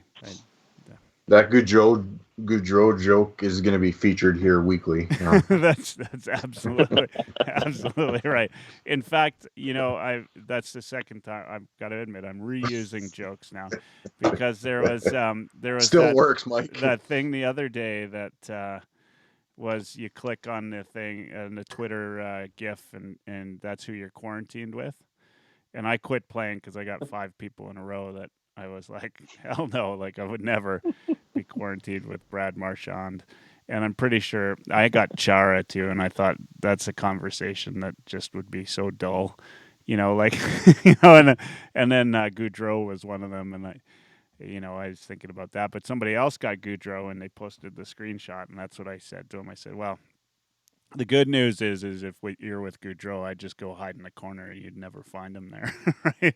And in fact, I want to put a compilation together of, and I might do this for my YouTube channel, of times where Goudreau just like goes into the boards with another player and just does the little light stick check. It is honestly like when you watch and never more did I notice this until like I'm watching that game the other night. And in that Battle of Alberta game, there's 3 separate occasions where Goudreau like totally laid off when it was near the boards. And then you go and you see Yamamoto, who's like, he's like pinball, right? Like he's like everywhere. And Archibald, and those guys are the same size. Goudreau, throwing up a little bit as I say this, is an incredibly skilled player, right? Like there are moves that he's made that I've copied. Well, I shouldn't say copy. I've tried to copy on the ice, and that are just fantastic. He's unbelievable with the puck. He can move around, but I can't believe he's made it this far without, he's not at Gretzky level. Like Gretzky could get the puck and just not, it would seem like people weren't hitting him, but they just couldn't hit him, right? And Brett's not old enough to remember that. but No. no. But so, Brad, that was like a common thing, right? Like I remember, and if you'd heard sort of the earlier part of the show, I was not an Oilers fan when I was little, right? And people that weren't Oilers fans used to get mad at their team, and they would yell when Gretzky had the puck, hit him, right? And like as if those players had a chance, but they didn't. He just was so shifty, right? Like I watched that game the other night where he got the assist record, single season assist record. And there were a couple times where you're like, how does he end up with the puck? And he's got that wooden brick of a stick, right? Like, and he was just so shifty and so good. But Goudreau, while he is shifty and good, is just not quite at that level, right? Like, the guy's got to shape up a little bit, play some NHL hockey, play some big boy hockey. All right. So this is, by the way, Mike, this is going to be a regular segment of Rip the Ref. This is going to be Stump Dirsa. Okay, I'll come more prepared next time. Apparently, it doesn't take much, so. I'll have to go. I'm gonna go look through the rule book and look into situations and find all the weird ones that I don't even know. The weird ones you don't even know. Do you? Is that a regular thing for you guys? Like when you get called out on something, is that what you do? You first go home and you're like, I've got to make sure that I'm right on this. Well, for me, it is. Like if something like that happens and I wave it off, and I'm pretty sure myself in the moment and stuff. But I mean, I do want to look and check and make sure I was right. Because if I wasn't right, then I want to know for the next time. Yeah, for sure. And Bob, so you were doing linesman for Junior A, you said? Yeah. Like what? I've only called games up to the Junior B senior level, then lines Junior A and stuff. So. Yeah. And is there anything like, I know being a linesman and being a ref in like higher leagues is totally different, right? Than, rec league, you got the two guys do the lines and everything else, right? Like,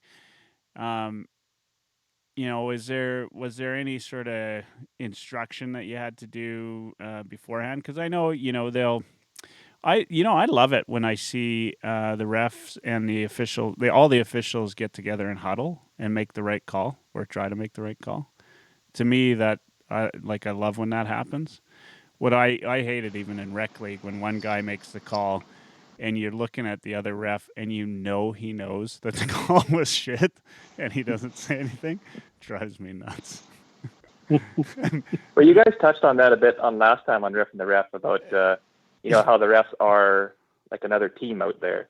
And just like on a hockey team, there's some guys on your hockey team that you can't stand and they're shit. But if somebody sucker punches them, you're going to stick up for them. Yeah. So even when your ref partner is having a shit game or is just in general a terrible shitty ref, you got to have his back. Like you talk to him. I agree with that, but sometimes you should huddle with them, right? If the call's really bad, I think you should go and say. I think if you get to any sort of decent level, there should always be that communication. I mean, I've been fortunate enough that most of my reffing took place in Grand Prairie, and it's a pretty small community. You work with a lot of the same people all the time. Now, don't get me wrong, there's a lot of shitty refs there too, but as you get to know each other and you get to know your style and you trust each other, the communication lines were fantastic. I've had so many times where in my first year officiating, you usually get paired up with a guy who's been officiating for like 15 years. And I know one guy in particular was so great at coming up to me and asked me what I saw. He was about to make a call and he asked me what I saw because he wanted confirmation. And just instinctively you felt like you were part of the team. He just made you feel like part of the team. So I always try doing that with any younger officials I worked with as well. You know what, Bob? I'm just happy to meet you so that I know that some good can come out of Grand Prairie.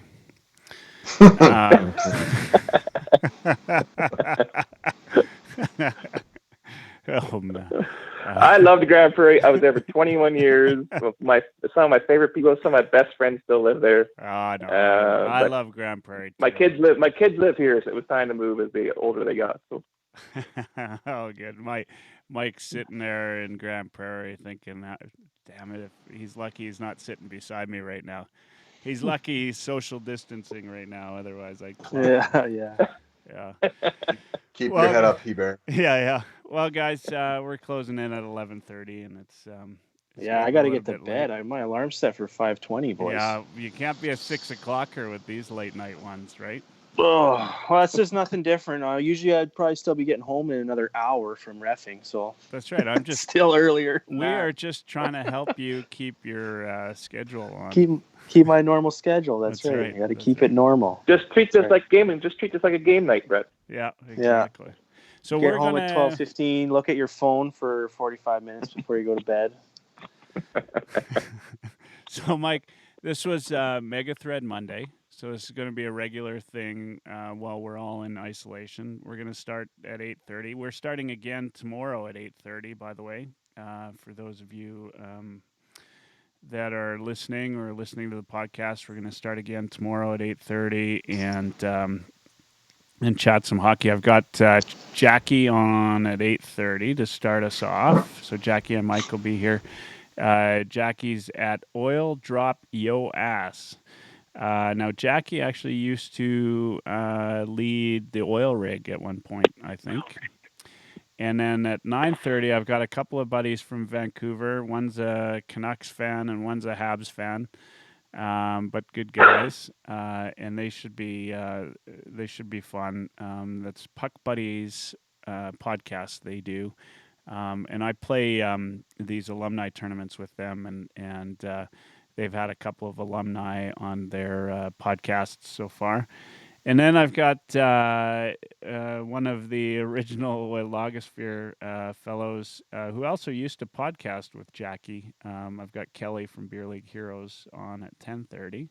That's for Tuesday. And then on Thursday, we're starting again at 8:30, and we've got Lars Kalliu on, and he gets to dictate for Mike and I how long he stays on for. Nice.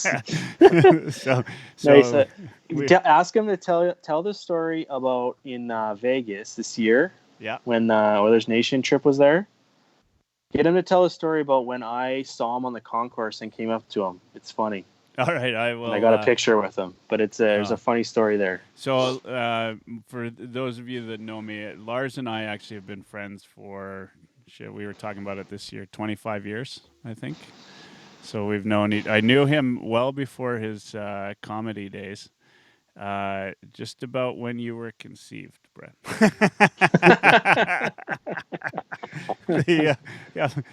This podcast is making me feel old, man. Same. Yeah.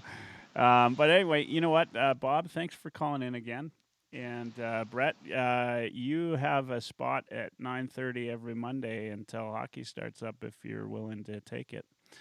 Sounds good, buddy. Yeah, and Mega Thread Mike, I was hard on you tonight, as I will be every night that we do this. So, I'm not going to apologize, but I'm just going to say next Monday you get to lead Mega Thread Monday. So let's carry on. Keep doing everything you guys are doing. Have fun. Listen to the podcast, record it, share it with your friends, do all that fun stuff. And most importantly, have a great night. Bye. All right. Good night, everybody. Thanks, guys. Have a good night. See ya.